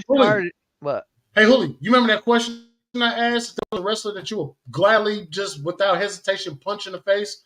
Yeah. I think I'm gonna change mine. To Joey Janela. Yes. Yeah. When AEW started, I didn't know nothing about Joey Janela, and that was when I first saw the video of him take that bump off of that warehouse through all them glass sheets, right? And I was like, oh, what the fuck, dude? So I was interested in seeing what they were going to let him do in AEW because I didn't know nothing about him. And so I thought he was all right in the beginning. He looked a little bit out of shape and looked like he could, maybe tone some shit up. But other than that, I thought I didn't mind. And he was coming out at the time with Penelope Ford. I believe they were together in real life at the time. And then I don't know what happened. It was like he started getting into it with Enzo on Twitter, and then he just started. I don't know. He started going after JD on Twitter. Yeah, for no reason. And it was like, what's this guy doing? And then he must have pissed Tony off or something because he didn't last very long in AEW, and they certainly didn't. They took him off TV pretty quickly. Yeah, he had a couple matches where I was just like, he's still fucking here. Like, I was surprised that he lasted longer than Jimmy Havoc. Like, Jimmy Havoc was another, like, I put Jelly Nutella in the same classification Jelly Nutella as Jimmy. You didn't like Jimmy Havoc? How come? Well, it's not necessarily that I didn't like Jimmy Havoc, but I Like- feel like their gimmicks and the way that they were doing things on the indies didn't necessarily translate well to TV. Correct. And whether like everybody enjoys like an occasional staple gun, but not every fucking match. Jimmy had he was big on the light tubes. He was big on going through tables and just having that just grotesque kind of horror nature behind his work. And I just would I couldn't get behind it, although it was kind of cool seeing it at first, but just the more I watched him, just I knew it wasn't going to last long. And then he had his I forget he had some kind of cancellation, like he got canceled or something. I forget. Jimmy Havoc, specifically yeah, what it he was. was something to do with some underage What- males. Oh Yeah, yeah, when well they yeah, started that Me Too fuck Jimmy movement, Havoc. that Me Too, Mhm. Yeah, he got canceled from the Me Too movement. yeah. He got canceled by him and a few other superstars like Marty Scurll and them. Marty Dude, Scurll, yeah. I really wish Marty Scurll wouldn't have gotten pulled up under that whole Me Too movement because For he real. was Marty Scurll great. was good. He was great Great. when they first started. Right. Bro, he was such a good ass wrestler, Mm-hmm. man. Marty Scurll was quickly becoming one of my favorites, man. And it's sad that he went through that, man. And and I know they tried to oust it out Velveteen Dream, but Velveteen Dream had receipts and he beat all of his charges. I he was personally feel like proven. Velveteen was screwed. I feel like Yeah, he yeah, he definitely unfairly got screwed out of all of that stuff. And like say if his being screwed over is legitimate, like there could be a research. Don't forget, Enzo almost got canceled for the Me Too movement as well, and Yes. it also Yep. came out that those were false reports against Enzo. Which I mean Yeah, was surprising absolutely. because I always looked at Enzo as a fucking degenerate anyway. But I mean, if he was cleared and whatnot, all right, whatever. Yeah, he was cleared. Yeah, you can Velveteen was cleared. be a douchebag and not be like a pedophile. You know what I mean? Right, Yeah. right.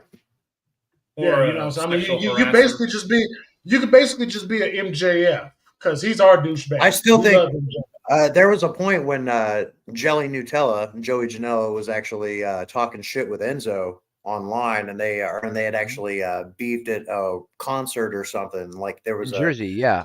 They fought. almost Didn't wish actually that- fight? Yeah, they almost did. They got into like a confrontation, and I think Joey Janela and Enzo were probably drunk. Oh yeah, because Joey Janela was always drinking them White Claws, wasn't he? Yeah. Oh yeah, it was a shoving Yeah. match. They had a big shove match or some bullshit like that, man. Part of me feels like a lot of times whenever they do that, whenever they both know their backgrounds, like, hey, you want to try and make the dirt sheets tomorrow? Like when they bump into each other in public, they're probably like, "Oh, hey, you want to throw some shit on social media for shits and giggles, like to get some." Yeah, I can see how if we that can get ourselves put on TV. Mm-hmm. Even though they were not gonna lie, companies. if they were really shooting, like I would have loved to have seen Enzo knock him out for real. Like I know Enzo got some. I know Enzo can scrap a little bit, even though his wrestling ability. I actually think he had didn't he have like a little boxing background or something like that? Yeah, Enzo he was Golden Glove, I believe, if I remember correctly. Yeah, something like that. Mm-hmm. Yeah, it was something like that. Mm-hmm. And that's the thing. Like no, go ahead. Go ahead, Jimmy. Oh no, I was just gonna say I love whenever wrestlers have some kind of fighting background, but sometimes just that background, like with Ronda, it doesn't necessarily translate well, or even then with different gimmicks. But specifically the wrestling, like I wish that Enzo had more graps than what he did, because I mean he definitely could lay a motherfucker out if they weren't squabbling about like who's gonna take the arm drag or who's gonna do what. Right. So go ahead. But I wanted to backtrack because it was a little story that I wanted to talk about on the WWE side. If you guys caught my video earlier today, it was about one dumbass laryngitis about him being accused of being racist and and being very discriminative towards his former employees.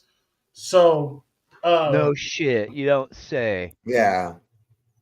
yeah, yeah. Like Teddy Long went in and said that he was going to get him fired, just basically Like, the let me color get of on his here skin. and tell everybody that the Like, sky how is blue. disgusting is that? Right.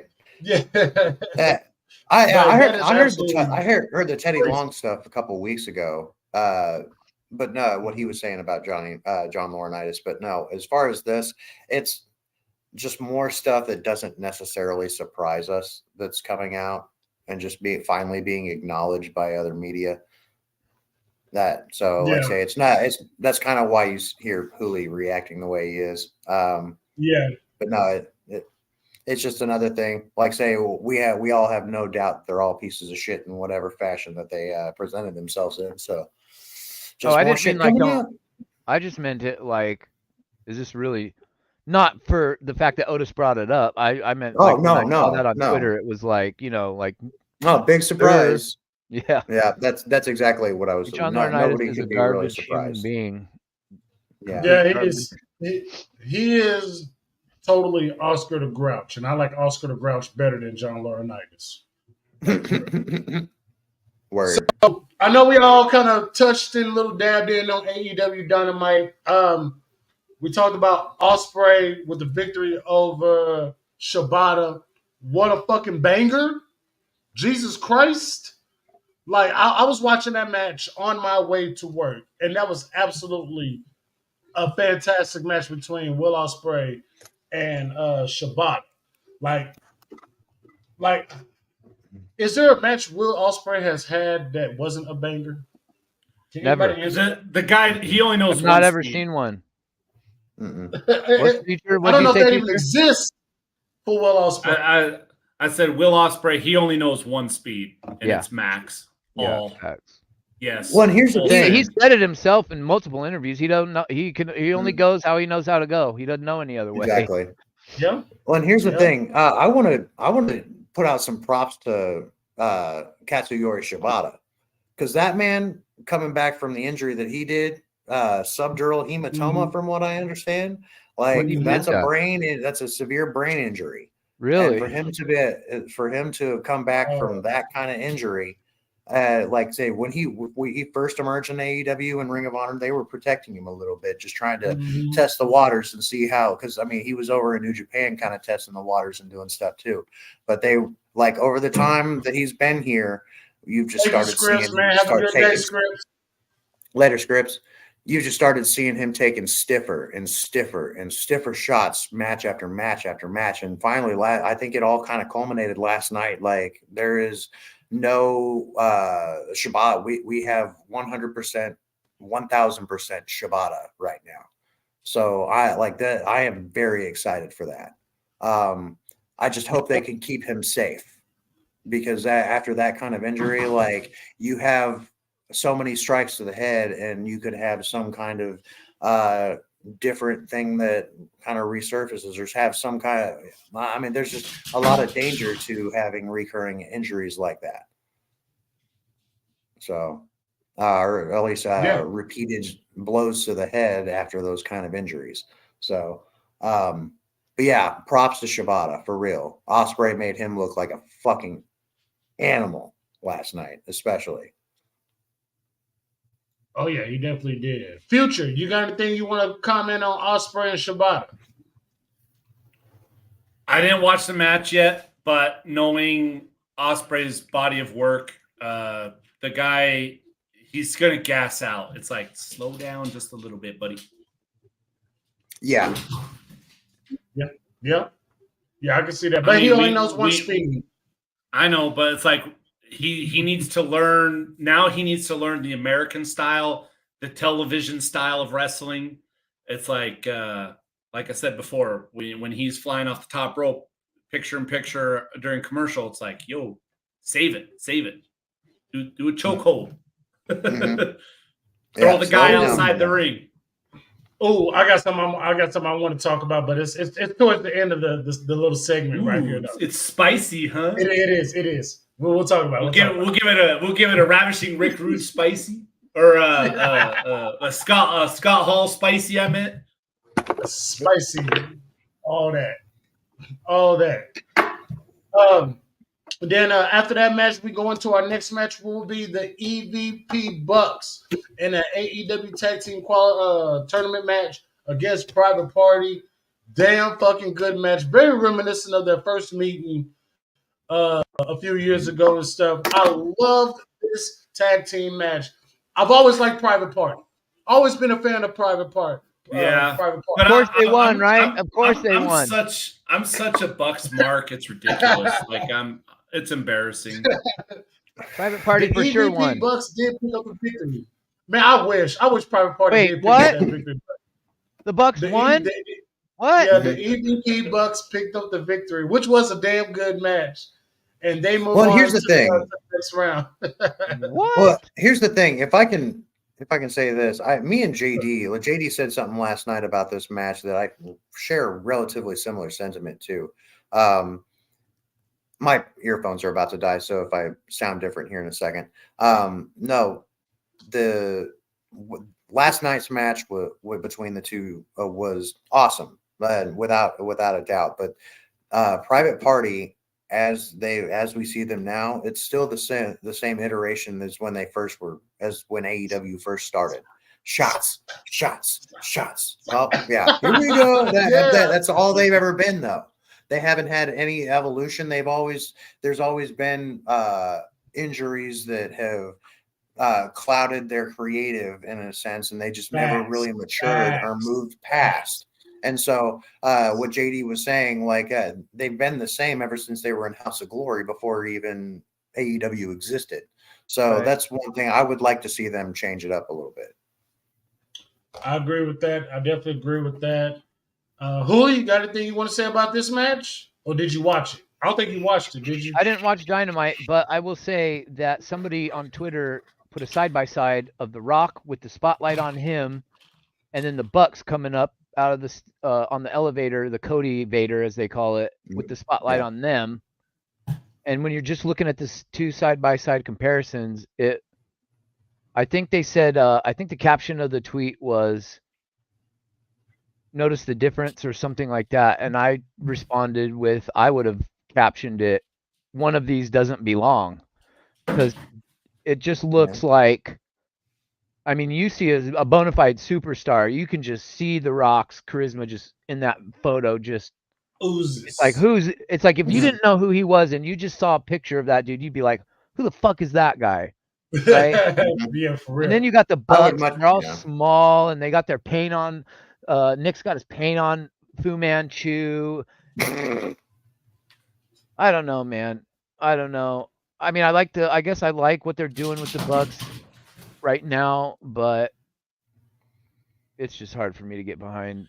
It's like they're copying each other's homework week to week. I mean, what did we get 2 weeks ago? We both got fake crutches spots. Now we've got corporate Rock and corporate Michael and Nicholas. It's I don't care if they Matthew and Nicholas. I don't care if their gimmicks align in a certain way, but have different ways of presenting it.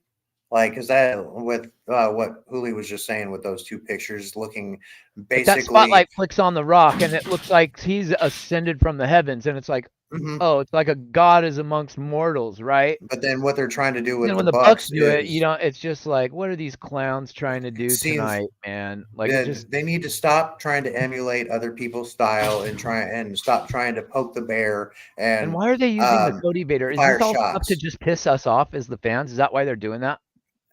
Maybe. I'm not going to say no, because that's the kind of goofy shit the Young Bucks do. Is they're like, hey, let's do this because we know it's similar to another gig.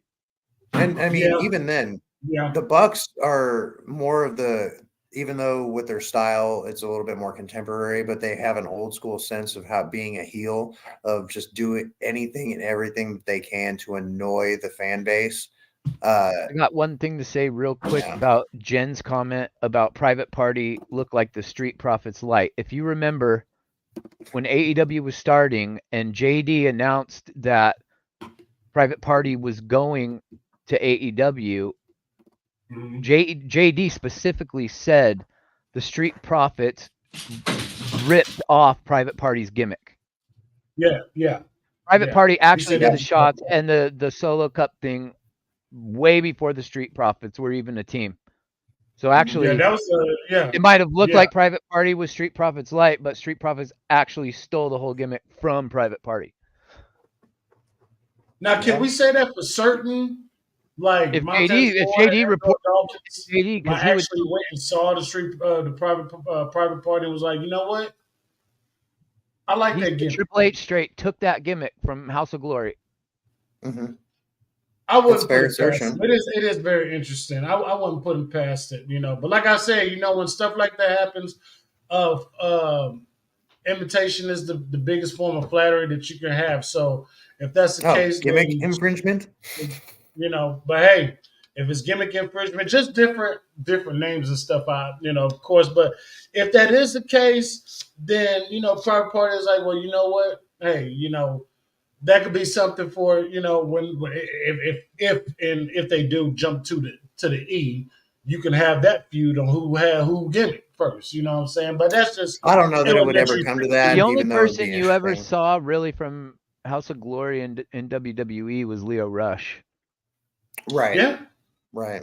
I'm trying to think of if anybody else came from House of Glory into WWE. I don't think you'll see anybody from House of Glory go to WWE. And speaking of Leo Rush, I heard I just saw a story about this in passing a couple weeks ago, and it just totally left my mind until now. Well, he's been bouncing around to indies and whatnot, doing New Japan Strong a couple times, maybe. But I heard the story I read was simply he seems to have changed his tune a little bit because I remember he shot his AEW let off at the mouth. Yeah, I mean he ruined his run in WWE. He got a resurgence in the fact that he got hired by AEW. Then he fucked that all up. So of course he's changing his tune because he can't be making the money in wrestling that he once was because he has too big of an ego. And now who's going to hire him? He shot himself in both feet, AEW and WWE. So. Man, but no, he said the companies are at a spot right now where they're not going to risk bringing a locker room cancer in. Right. But no, he said he's not above. I'm paraphrasing, but basically he's not above trying to apologize and make good and make things better. Or at least it's because he needs money. That's why. And I mean, that's generally anybody's motivation. But when people are broke, they become mighty apologetic when they're broke. So. Yeah. Right, exactly.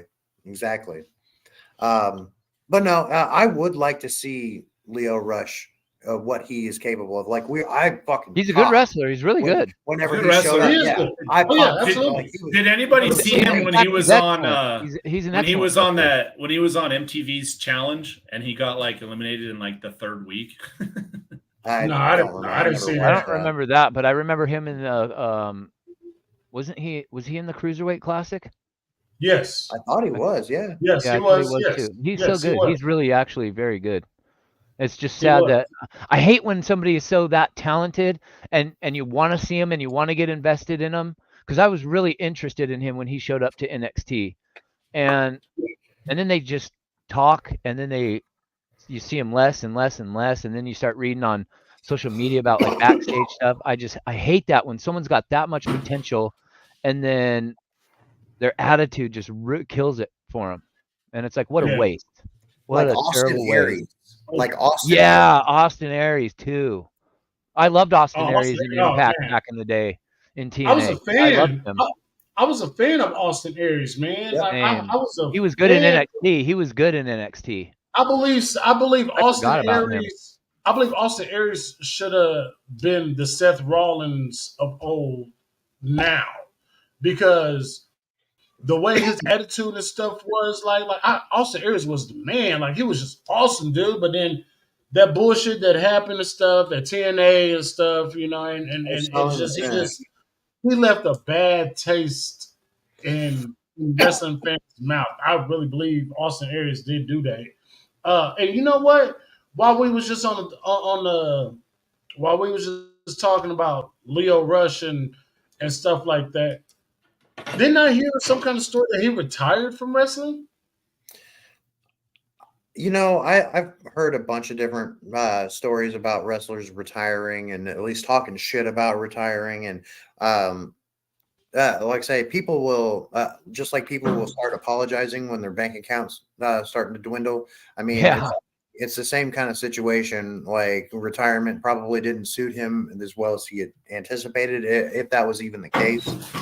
But no, he's back into wrestling. He's trying to allegedly he's trying to get back into the business however he can. Okay. I mean, if he does get back in the business, that'd be great because I think him as a competitor in the business will be great. I don't care if he ends up on NXT. I don't care if he's on the main roster. I don't give a fuck if he shows up on this new WWE show called WWE Speed, which are currently they're holding a tournament for. And Yeah, 3-minute matches. I mean, if it's those little quick little pap in and out matches, I mean, this might be really just It's not going to be a good thing for in him. 2025, I promise. This might be a cruiserweight thing, which I could actually understand and actually see it being a cruiserweight type thing. I think that'll be great. I'm gonna check out the show when it debuts on X. You know, Just need to call it squash match. They said the original idea was to do Squash match 5-minute 2 hours. matches, and then they got told they had to whittle it down to 3-minute matches. I would have been more on board with the 5-minute matches. so You can't do jack diddly shit in 3 minutes. Oh, but it's a 5-minute match though. It's a 5-minute limit though on those matches. Like it's 3 called minutes. Speed, but it's a 5-minute limit match on the show. It's 3. So it could be 3-minute matches, but if it don't go 3 minutes, then the match. No, they changed the limit to 3. They changed the limit to 3. Oh, they changed it back down. Okay. I didn't know they changed it back down to 3 because it was 5, and then it's 3 now. Like what? They're either like in that case, it's 3 minutes. You can miss me with all that, bro. Yeah, like in 3 minutes you can barely get through a catch sequence. You're not going to get a Roman Reigns match on Speed. Yeah. You're not going to see any of the TV Roman's guys. Reigns entrance is like 9 minutes long. So yeah, exactly. That's they're not going to be. They probably ain't even like going to have cruiserweight intros. based only. Future. I doubt they'll even do intros, bro. Like, speaking of no intros, how about Andrade getting no intro and Giovanni Vinci already being in the ring on Raw? That was trash. Yeah, that was about the only entrance thing that I could. I think that any wrestling we see until Mania is over is just filler until Mania is over. Andrade gave Giovanni Vinci his best match that I've seen him in probably the last 2 years. How about that chop that Vinci laid on Andrade, bro? God damn, bro.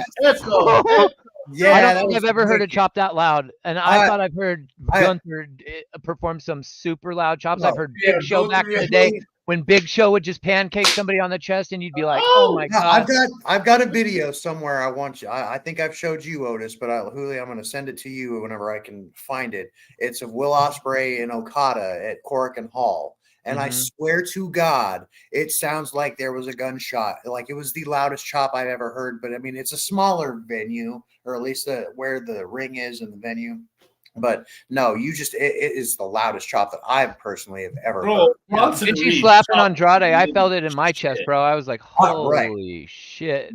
out of Sammy's Bronson Reed chopped the shit out of Sami Zayn too. It's like holy cow. Yeah. That's one guy, like when he goes up for his finisher on the top, because he doesn't stand there and set it up, he just climbs and in the same motion just falls off. It looks like it's like, oh shit, hope he lands right, and then he just completely just crushes him. Like, I would take a splash off the top from certain people, but Bronson Reed, I ain't taking that. I ain't taking the tsunami from that guy. Yeah, that's a monster of a man. But I'm supposed to believe that Sami Zayn's going to be good. But yeah, give me a break. It's not happening. It's not Gable, because of his wrestling ability, his pro wrestling ability, and his strength, it would be more believable to beat Gunther to me than Sammy. Right. Yeah. All right, we're going to go on to the next match here on the AEW segment, which was a 4-way match to determine the number 1 contender for the TBS championship. It was My Pillow Willow taking on Anna Cakes, Sky Booty, and Chris Cakelander. A lot of cake.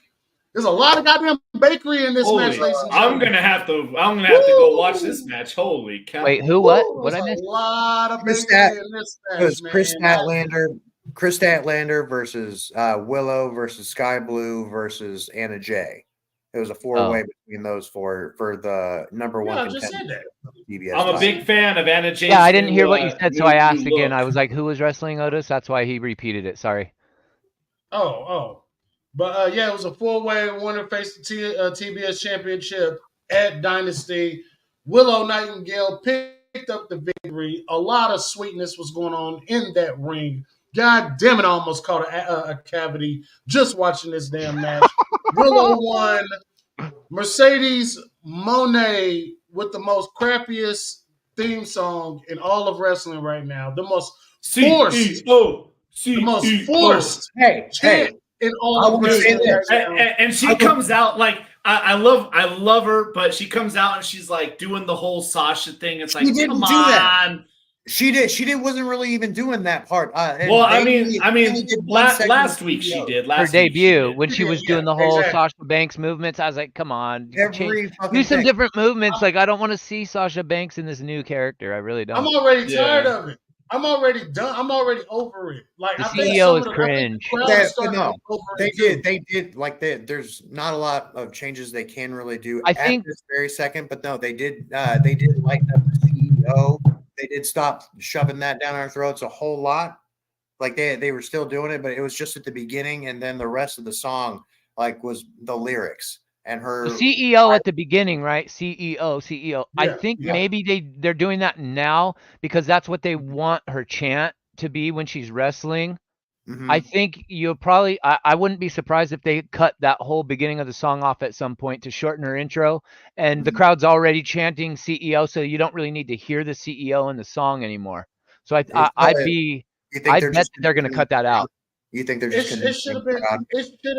It should have been not included in the beginning, because if she's going to automatically go out there and say that she's the CEO, People would have caught on anyway. Yeah, if you are a fan, you're And, gonna attach to that anyway. right. So you're going Not- to chant it not- organically on your own and not forcefully. That Right. was my Not- only problem with that. Not to nitpick her, but it's like for being the highest paid woman in the industry, as we are assumed to believe, she still stutters during her promos. That's still her weakest point. She started Yeah, on when she commentary course. yesterday. I've been telling you guys, like, leading up to Mm-hmm. her debut, what I was really looking to see is how she improved. We all know she can wrestle. That ain't the issue. Yeah. How is she going to be on the mic? The interviews, I like her interview with Renee Paquette was decent. Her debut, debut was actually decent. Mhm. But then what did I see? Maybe it was the Renee Paquette interview that she stuttered in. Actually, now that I think about it, her debut was decent, and I thought, okay, maybe she's a little more sure of It was her herself on the second mic. week. Her second week promo when she came out. Yeah, she doesn't. She's not. It's like she's not sure of herself on the microphone. That's the impression I get when I watch her You speak. can kind of hear, like, I don't want to say stutter, but you can kind of hear like Stammer, like that. get Yeah. stuck on her words. But then you Look, listen to Punk, and he's talking to everybody in Chicago. CM Punk right now might be the most natural promo in the industry. Like you don't even sense it. So it's like Right. we want Mercedes to like get there. We're like, come on, get that promo. And She then might we- still be used to having heavily scripted promos. Mhm. That might Yeah. be an But issue. you know what? But you Because know she's what, trying to Hoover? remember, and when you're trying to remember lines, that's when you stutter live on the mic. You know what I'm saying? As True. opposed to That's the like thing. what you were saying about Punk. He just Yeah. spitballs off the head, and he's just. It's not even like he's probably thinking beforehand what he's going to say. It sounds like It's he's what just having comes a off the helm. conversation with the Yeah. crowd. It's Let's say insane. as long as you know certain bullet points and parameters of how Yeah. you're supposed to deliver the promo or whatever you're going to say to the audience, like she honestly should. I don't know if she is having her promos scripted or if she's writing them and trying to recite them or what. But no, she needs to start. She needs to start Exactly. That's going exactly on. what it sounds like. It sounds like she's trying to remember what she's supposed to say. And Yeah, I think but that but she'll get better. She'll get much better. I At least think that's that Am I the right? CEOs do always go to jail. You're right. CEOs I was always just, Again, go to jail. sorry guys. I was responding to Jen's comment. You're good. when she was in New Japan, it's like I don't exactly know how much promo work she actually did there because Exactly, it's Future. Japan. Exactly.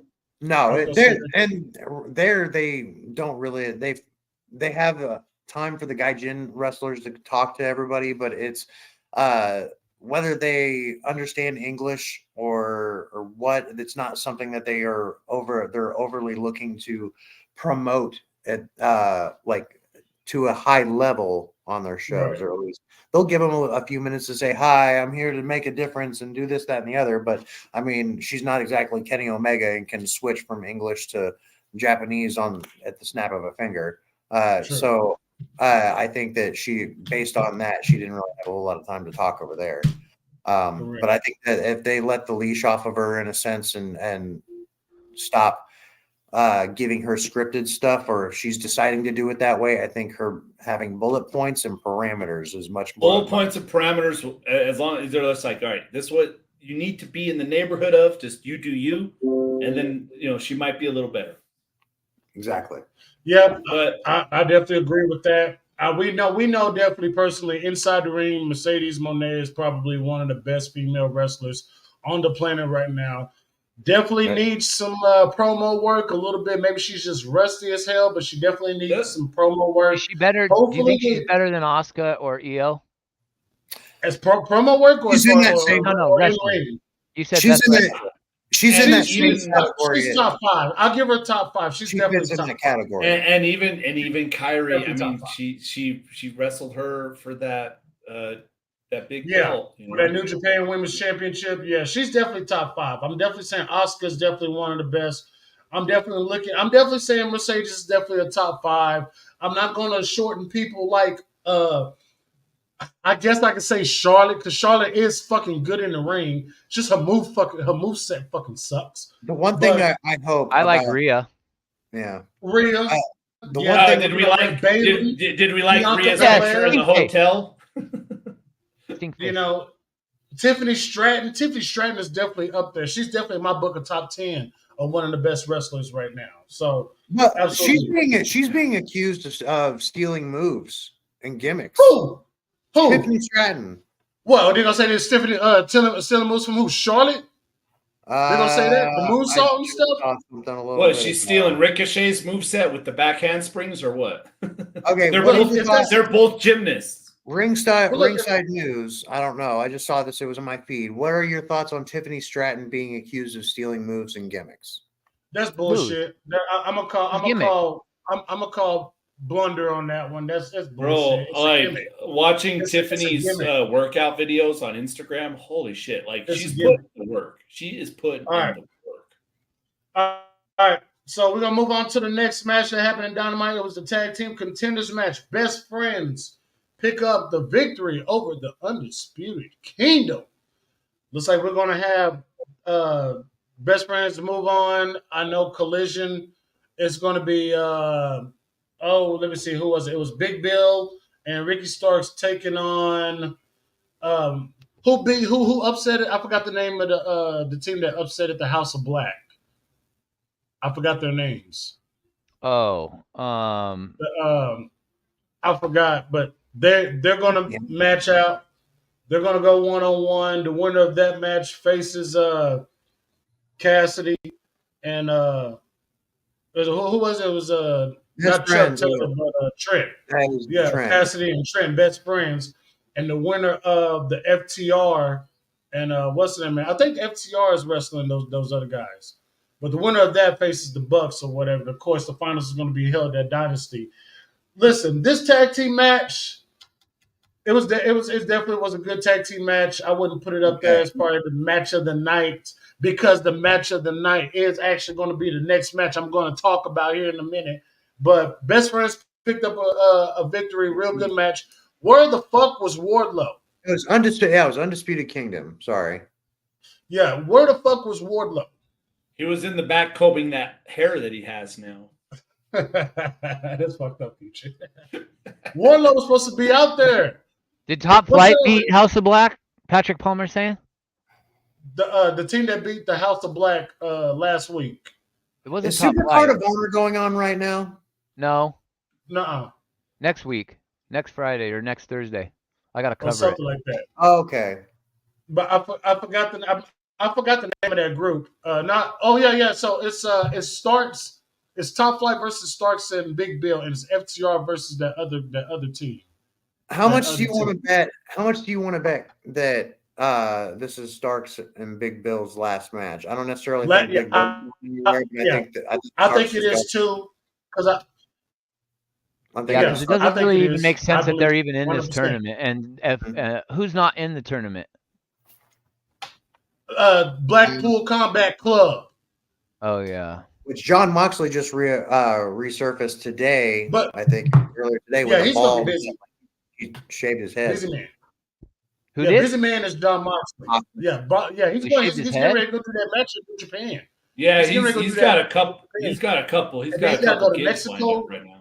Yeah, he got to go to Mexico. He got a GCW match that he got to do at WrestleMania weekend.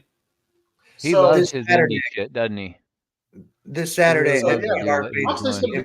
gonna be busy. John Moxley's gonna be one busy ass man. That's why I've always Renee respected Podcast's that gonna have dude, some man. lonely nights. You can say that like But like he can be kind of cringy, like especially when he was Dean Ambrose, he was very cringe a lot of Oh, times. wow. It's him. It's all of BCC and Evan and Matt Seidel or Evan Bourne in this CMLL match. It's a four-way really? match. Oh wow. Yeah. Mystico, Wow, that's gonna be Vallejo, interesting. Volador Jr., Blue Panther, and Ultimo Grow versus Moxley, Claudio, Danielson, and Matt Seidel. That's But no, interesting. That is Saturday in the tournament quarterfinal on Collision, FTR faces the Infantry. So if we can guess who's going to go over. Oh, that's their name, the Infantry. The with Sean Infantry. Dean. That's their fucking name. Okay. Mhm. That's Got who beat that- House got of Black was Infantry. That's right. Yeah. Which just looked it it made up. no sense to me. Like they're gonna, unless they're trying to push something. Like I don't see the Infantry beating FTR in this case. Unless Maybe they're trying to get a new tag team in the mix. Maybe that's what this whole thing is designed to do. And we're all thinking, oh, the Bucks are gonna get the gold. Maybe they're going a different direction for all we know. Who knows? right. It definitely might be, but Or the Bucks still win the gold that's gonna be against maybe the Infantry, and nobody's expecting this team that no one's really that familiar with to make it far in this tournament at all. So maybe And that's their angle. Yeah, I mean that was hey, it was a surprise to see that let me ask you guys this real quick before we go into the last match. With the Infantry winning, beating the House of Black, are they dead? Is the House of Black dead? Are they finished?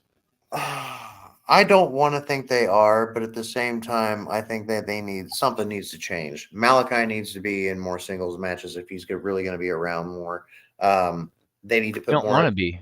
They need to put more emphasis on right. Buddy and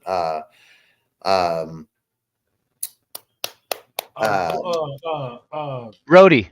Brody King. Yeah, thank you. They need to put more tag emphasis on Brody and Buddy. But no, to be fair, the way things have gone, it's hard for me not to see a WWE return for at least Buddy or Malachi in the next couple of years. It just comes down to the way I do not agree with the way they've been booked, but also like we can't really bitch because a lot of it's been due to injury as well. It's just been Malachi being like perpetually hurt does not help at all. Yeah, I think a lot of that, a lot of the work he did in Black and Gold and stuff during his WWE time seems to may have been catching up with him. I don't know. Like, I don't even want to think that, but at the same time, it is kind of tricky to tell. It is kind of tricky to tell. You know, and you hate to admit, think this, but maybe he's shaving points and he wants to get out and he wants to go and work with his wife, you know? Otis, you're cutting out, man. If you're talking, especially when it comes to you're Malachi. freezing up. I know it was about Becky Lynch. Oh, my bad. I keep moving my damn mouse over the damn download button. My fault. My fault. Put my hands up here now. But it was something JD said on his OTS Extra about Becky Lynch and Seth Rollins, how both of their contracts is coming up within the next couple of months. I know Seth is going to take time off. I know Becky's going to take time off. Seth is going to heal his injuries. Becky's just going to take time to be there for her husband and be there for the baby and possibly heal up some of her wounds and make her decision. But I do know that they're not going to leave WWE because they want to stay together as far as being a family within the business. I think when the time is right, Malachi will They come. definitely will. They will not sign separately. They will sign together. No, they're going to sign together. They're going to sign together. And I believe that Malachi will come back as Alistair because Zelina is in WWE. I know Buddy Matthews and Rhea Ripley, they're going to, that's a story that can happen with Judgment Day. Unless they're engaged, so. Yeah, unless. No, they're already married. Yeah, they're already married. They're already married. They're married now? I thought they were just. They're married. It's official. And you can have Buddy Matthews join Judgment Day to be a part of that, which would be great. But who knows? Judgment Day might be broken up by then. I think that'll be fine. And I don't know what's going to happen with Brody King. Maybe he's the one that stays in AEW and goes on a big, massive singles run, which I think will be nice. He can get out, do his own little thing. He's always been in the tag team no matter where he went. So I think that'd be great to have too. Oh, yeah. And finally, y'all, our last topic of the stream, because I got about 30 minutes before I got to get out of here and go to work. But Swerve picks up the victory over Konosuke Takeshita in what is probably my match of the night, because this was a banger. This was a firecracker. This was a slobber knocker. Shout out to good old JR Jim Ross. And this was for the number one contender for the AEW title, who will face Samoa Joe at Dynasty. And right after this match, they actually said as soon as Dynamite ended, the rankings would officially be back. So when it comes to the ranking portion, I definitely want to hear you guys' opinion about that. But what a match. And what a victory by Swerve Strickland. Listen, that counter, when Konosuke popped him up and Swerve countered that into the Swerve stomp, I thought it was over after he hit the house call and he kicked out. Then, listen, Swerve is probably my favorite AEW wrestler outside of MJF. Bro, I had the top open on here. Let me see. You gotta lean it. You gotta lean it first. You gotta lean it first. Let me get it. You gotta make your phone rise up like the Undertaker, man. You gotta make your phone rise up like the Undertaker. No. I don't know why it's funking it out. It didn't work. It didn't work. It didn't work. Yeah, angle it. Angle it. Angle it. I just turned off the green screen. Like this. You lower it here, flatten it horizontally, future like I'm doing with mine. If I go too high, see, it gets cut off. But if you go low enough, and then I'm just gonna cut off the background. Raise so it. I had the top off of the. I've got a summer top on the Bronco, so it opens completely up. And I was listening. I was listening to. And I swerved while we drive. While I was driving home from work yesterday. But yeah, hey, this is a fantastic match. This is a great match. You should have been swerving in and out of lanes while you were playing it. I'm not saying I wasn't. Wait a minute, Hooley. Wait a minute, Hooley. He's in Colorado, not Houston, Texas. Okay, we got to hold on for a second. Were you turning the wheel like this too every time you switch lanes? Were you going like this? And I'm like this. I'm like. But yeah, that was a fantastic match, man. And they say that the rankings will be back right after Dynamite. So possibly on Rampage or Collision, the rankings will start taking effect again. So I know a lot of us was talking about how the rankings don't matter, but Saturday just kind of proves it, because even though you got this Cope open coming back open, it's like, what good is the rankings if you're going to do that? But we'll just see how AEW is going to do this and how they're going to fit it. But Swerve wins. He gets the 1, 2, 3. Fantastic match. He faces Joe at Dynasty. AEW World Title will be on the line. It is going to be a fantastic match. We're also going to have Julia Hart versus Willow Nightingale for the TBS Championship. What else? What, I mean, what else? What else? What else are we going to see at Dynasty? Who knows? What is all kidding Mercedes aside, going to do at Dynasty? at least Mercedes is walking into a couple of storylines. You know, she's not just coming in as this new talent. You know, she's coming in. She's like, Getting oh, a title shot Willow, right away. Willow, you hurt me. I'm coming after you. Yeah, She's like, fuck Willow. I don't anybody but Willow. yeah. Well, I will face I anybody. would have liked. They're juicing up for something. They are. They're definitely. Somebody they're said on definitely Twitter juiced today up. that they think that Stokely Hathaway is going to end up with Mercedes. I kind of believe that. I've been seeing the way Stokely Hathaway been looking at Mercedes, man. Right? She's kind of got that attitude that Stokely's been trying to get Willow to have, and Willow he's got just fucking won't. Scrooge McDuck eyes with fucking dollar signs when he stares at Mercedes. Like that, it's obvious. Like, I don't know. There's no other recourse in my mind for Stokely. Like, unless, I mean, she's the CEO, but at the same time, do CEOs really have fucking managers that manage them? I don't know. I'm surprised she doesn't have CEO rings.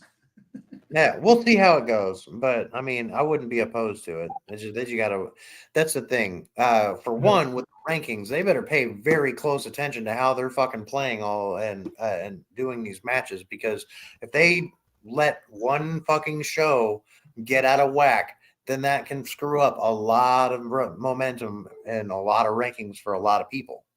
And especially it can throw off an entire pay-per-view if you're not careful. So that, I don't know. Like, I'm still reticent to think that this is a good idea. I like it. If they're going to do the rankings, they need to pay fucking attention. It needs to be carefully done. Like, for real. I definitely agree with you that, man. And at the end of Dynamite, Renee Paquette was backstage, and she interviewed Samoa Joe. And one of the most beastly thing that I've heard Samoa Joe say was that Swerve better take caution because he's about to catch the biggest fade he's ever caught in his life. I thought that was a brilliant line right there. Samoa Joe, I'm going to go ahead and say, as much as I don't want to, Samoa Joe will retain at Dynasty. Yep. As much as I don't want to, Samoa Joe will retain that Dynasty, man. I think it's not necessarily quite Swerve's time. However, like, he is definitely not one of the next in line. Yeah, if he doesn't come back and get Joe the next time, like, I don't know. I see him on a comeback if he does not win a Dynasty. But I mean, at the same time, like, I do not want Joe to be transitional champion. I don't want him to have I want his title reign to mean something. And if he drops it to Swerve, it just seems a little too soon. It would. Not when I think about it, it definitely does seem a little too soon. I'm a pull for Swerve, but I just got a feeling that Joe's going to retain. So, but that's on April 21st. You guys, man, and it's going to be a banger. Dynamite's looking. I mean, not Dynamite, but Dynasty is looking fucking fantastic. Impossible. The reemergence of MJF could also happen as well. So we're just gonna have to wait and see and all that. But as of right now, I don't want him to be Jen. I don't want him to be. Yeah, I don't either. I don't either. But I just feel like that's what it's going to be. Would you rather have MJF go right after Joe, or would you rather have MJF go through a couple things before he gets to Joe? Because I could definitely see Adam Cole sending Taven and Bennett. Yeah, there's no way, Joe. There's no way. Sorry, you know, I can see that. Yeah, because I could see Taven and Adam Cole sending Taven and Bennett to protect Samoa Joe. To keep that title until Adam Cole is ready to retrieve it. So, I mean, that's just how I feel, at least. I don't know how you guys feel about that, but that's how I feel. Yeah, I think there's going to be a lot too much in Max's way on his way to the title for him to just beeline straight for it. I think he's going to get sidelined, or not sidelined, but he's just going to get distracted with other things going on with Adam Cole and Undisputed Kingdom. But in that, I also see, given the situation with Kyle O'Reilly, again, as I said earlier, I seriously kind of feel like Kyle O'Reilly is going to be MJF's only unwitting ally. Companion. Yeah. I've already talked about how I believe that's going to play out. It's going to be all these weeks building up to Kyle O'Reilly making his decision, and then Adam Cole is just going to super kick the hell out of Kyle O'Reilly. Kind of like what happened when the Undisputed Era broke up in NXT. We're going to get a little rendition in AEW of that between those two and the rest of the Undisputed Kingdom. So, but guys, that's it. That's all I got for you today. 2 hours of a podcast, man. That was just absolutely amazing. Another fire barn burner of a podcast with my bros right here. And for the first time, Future, who we ain't seen in a cool minute. Hopefully, Future will be on tomorrow when Rob goes live for the Big Yeah, Monday podcast. if Rob is on, I'll be on at 5. It starts at 5 my time. I don't have to leave my house to get to 6:45, 7 o'clock. So I'll be on for a good hour and a half, 2 hours. So right on. Well, that's shit. Yeah, but that'll definitely work, man. So y'all know what I like to do before we head up out of here. I would like for Spark all it. of us. Well, that's before the show, but now we're at the end of the show, and at the end of the show, we like to leave on positive notes. So I would like for all of us, and I'm going to start with my boy Hologram, since he's short for words, and everything he says, whenever Huli speaks, you listen, and everything that he says has meaning to it. So to my boy Hologram, man, you got anything you want to say to the family? No, thank you for having me back on. I love doing this with y'all. Sorry I was a little bit late. I lost track of time. You're good. It's been a couple weeks since I've been on the air, so I kind of got out of the routine and whatnot. But just super stoked about. We're almost to Mania, and I've just been waiting, man. I've just been waiting, and I think once Mania kicks off, we'll kind of set the direction for leading into SummerSlam and what we get for the next couple of months on WWE side, and then we also got Dynasty to look forward to towards the end of April. So whoa, Rage is in. Holy cow. We got a good few weeks of wrestling coming our way, I think. Mm-hmm. Yeah, we do. Hey, what's up, Rage? What's up, Rage? Glad you can make it, even though it's towards the end of the show. I'm glad you can make it. Y'all make sure y'all go follow Rage and Girl Gamer. Excellent Mario footage you have. Oh, and one more thing. Shout out to my girl Natasha from from Sweden. From Sweden, yes. Appreciate you for joining, Natasha. Always it's actually Switzerland, but I say Sweden all the time because I get it fucked up, and she roasts me for it all the time. Like, no. It's always a blessing to have you here, Natasha. Appreciate you all the way from the other side of the pond. Well, I guess I'll be considered as London. When you say other side of the pond, that's London. So I guess it'll be Switzerland. Oh, I mean, it's still. Yeah, Rage, we're at the end. We done 2 hours. 2 hours, and I'm about to go finish getting ready for work. I leave here in about 20 minutes. Let's move on. Shout out to Rage. She just got her car back and got a job. She'd been looking for a job for a hot minute, so things are looking up for her. She landed one. She got one. Yeah. She got one. I'm proud of her. Shout out to Rage. Rage, I'll have to send you my Switch address so you can add me and we can play some Mario Kart or something. That might be fun. Oh yeah. If y'all got Nintendo Switches, PS5, leave your gamer tags and stuff in the comment. That way we all can link up. We can do this on a different platform and stuff like that. I think that'd be cool. Future, you got anything smooth and awesome you want to say to the family? Hey, I know that my schedule has kind of changed and I miss doing this. This is literally my favorite thing to do on the planet. Thank you for this opportunity to talk about the thing that I love the most, wrestling, and being able to express my opinions with people that we don't necessarily have to agree on everything, but at least iron sharpens iron, and I just have a lot of fun. So thank you very much. Man, appreciate you for being here, Future. And of course, my bro from the Mo, Jeremy. Listen, my bro has his channel video up already. He got content in the making. Y'all make sure y'all got that subscribe and that bell on notifications, all of that, because you don't want to miss when the Code and Kayfabe hits your YouTube sub boxes, man.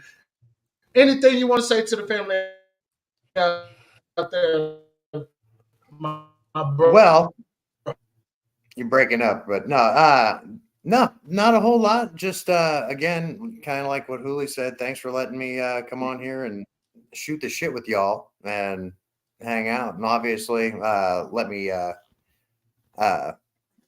talk a bunch of shit, I guess. But no, keep in mind, like say, I'm working out some bugs and making a few things happen as far as production value goes with my new show, Decoding Kayfabe, coming soon.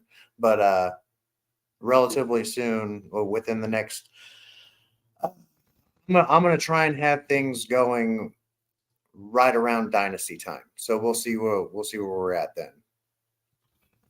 Absolutely, man. I always appreciate my bro from the Mo staying in tune, man. And as for myself, you guys, look, just stay positive in everything that you do. Keep striving for the best.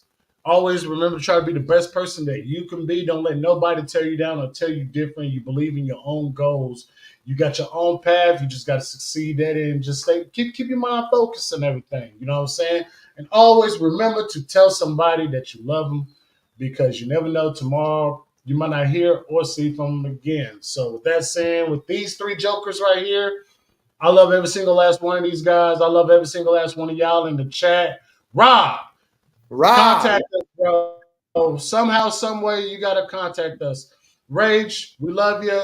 Natasha, you're new. We love you. Everybody start Jen, looking on the back of milk cartons for Rob's picture. I got to put out an APB on them. Jen, there's no stream without Jen, okay? The Tribal Queen has to be here. Guardian, the GOC of the IWC, man. Love you, brother. JP, Scripps, let's see, who else? Palmer, Jedi Joker. Patrick Palmer, Joker, Little Montana. Everybody. I think.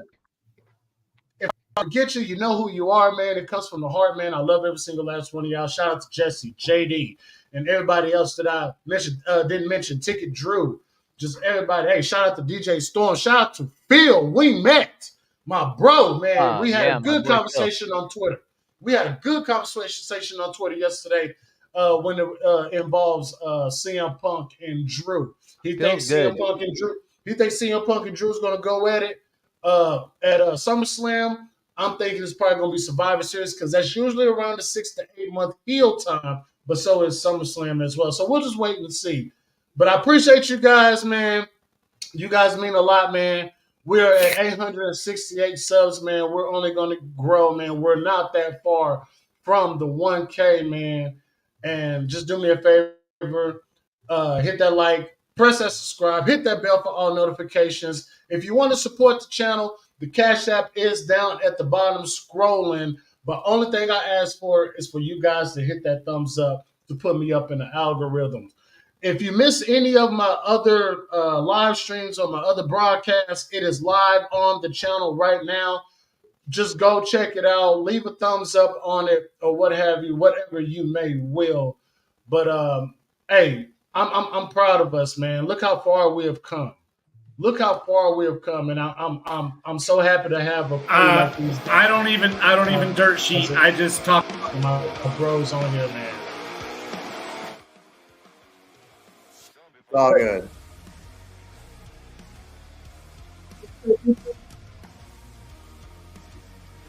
Oh, he turned on the music. Now we can't hear. What? Oh, you can't hear is zombified. All right, hold on. All right, there. What did you say, Future? Go ahead. What did you say? I was just saying, I'm not even a dirt sheet guy. I just talk about the show that I watch. That's all. That's right. Future is the dirt sheet. Future is the resident dirt sheet guy here at the resort. Okay, that's exactly what Future is, guys. So, guys, hey, we're gonna get up out of here, y'all. I appreciate you guys, man. Make sure you hit that like and subscribe. It is your boy BiggOh. That's Hologram. That's Jeremy down there. That's Future. And this is the Big O Wrap Up. We are out. Deuces. Deuces. Peace.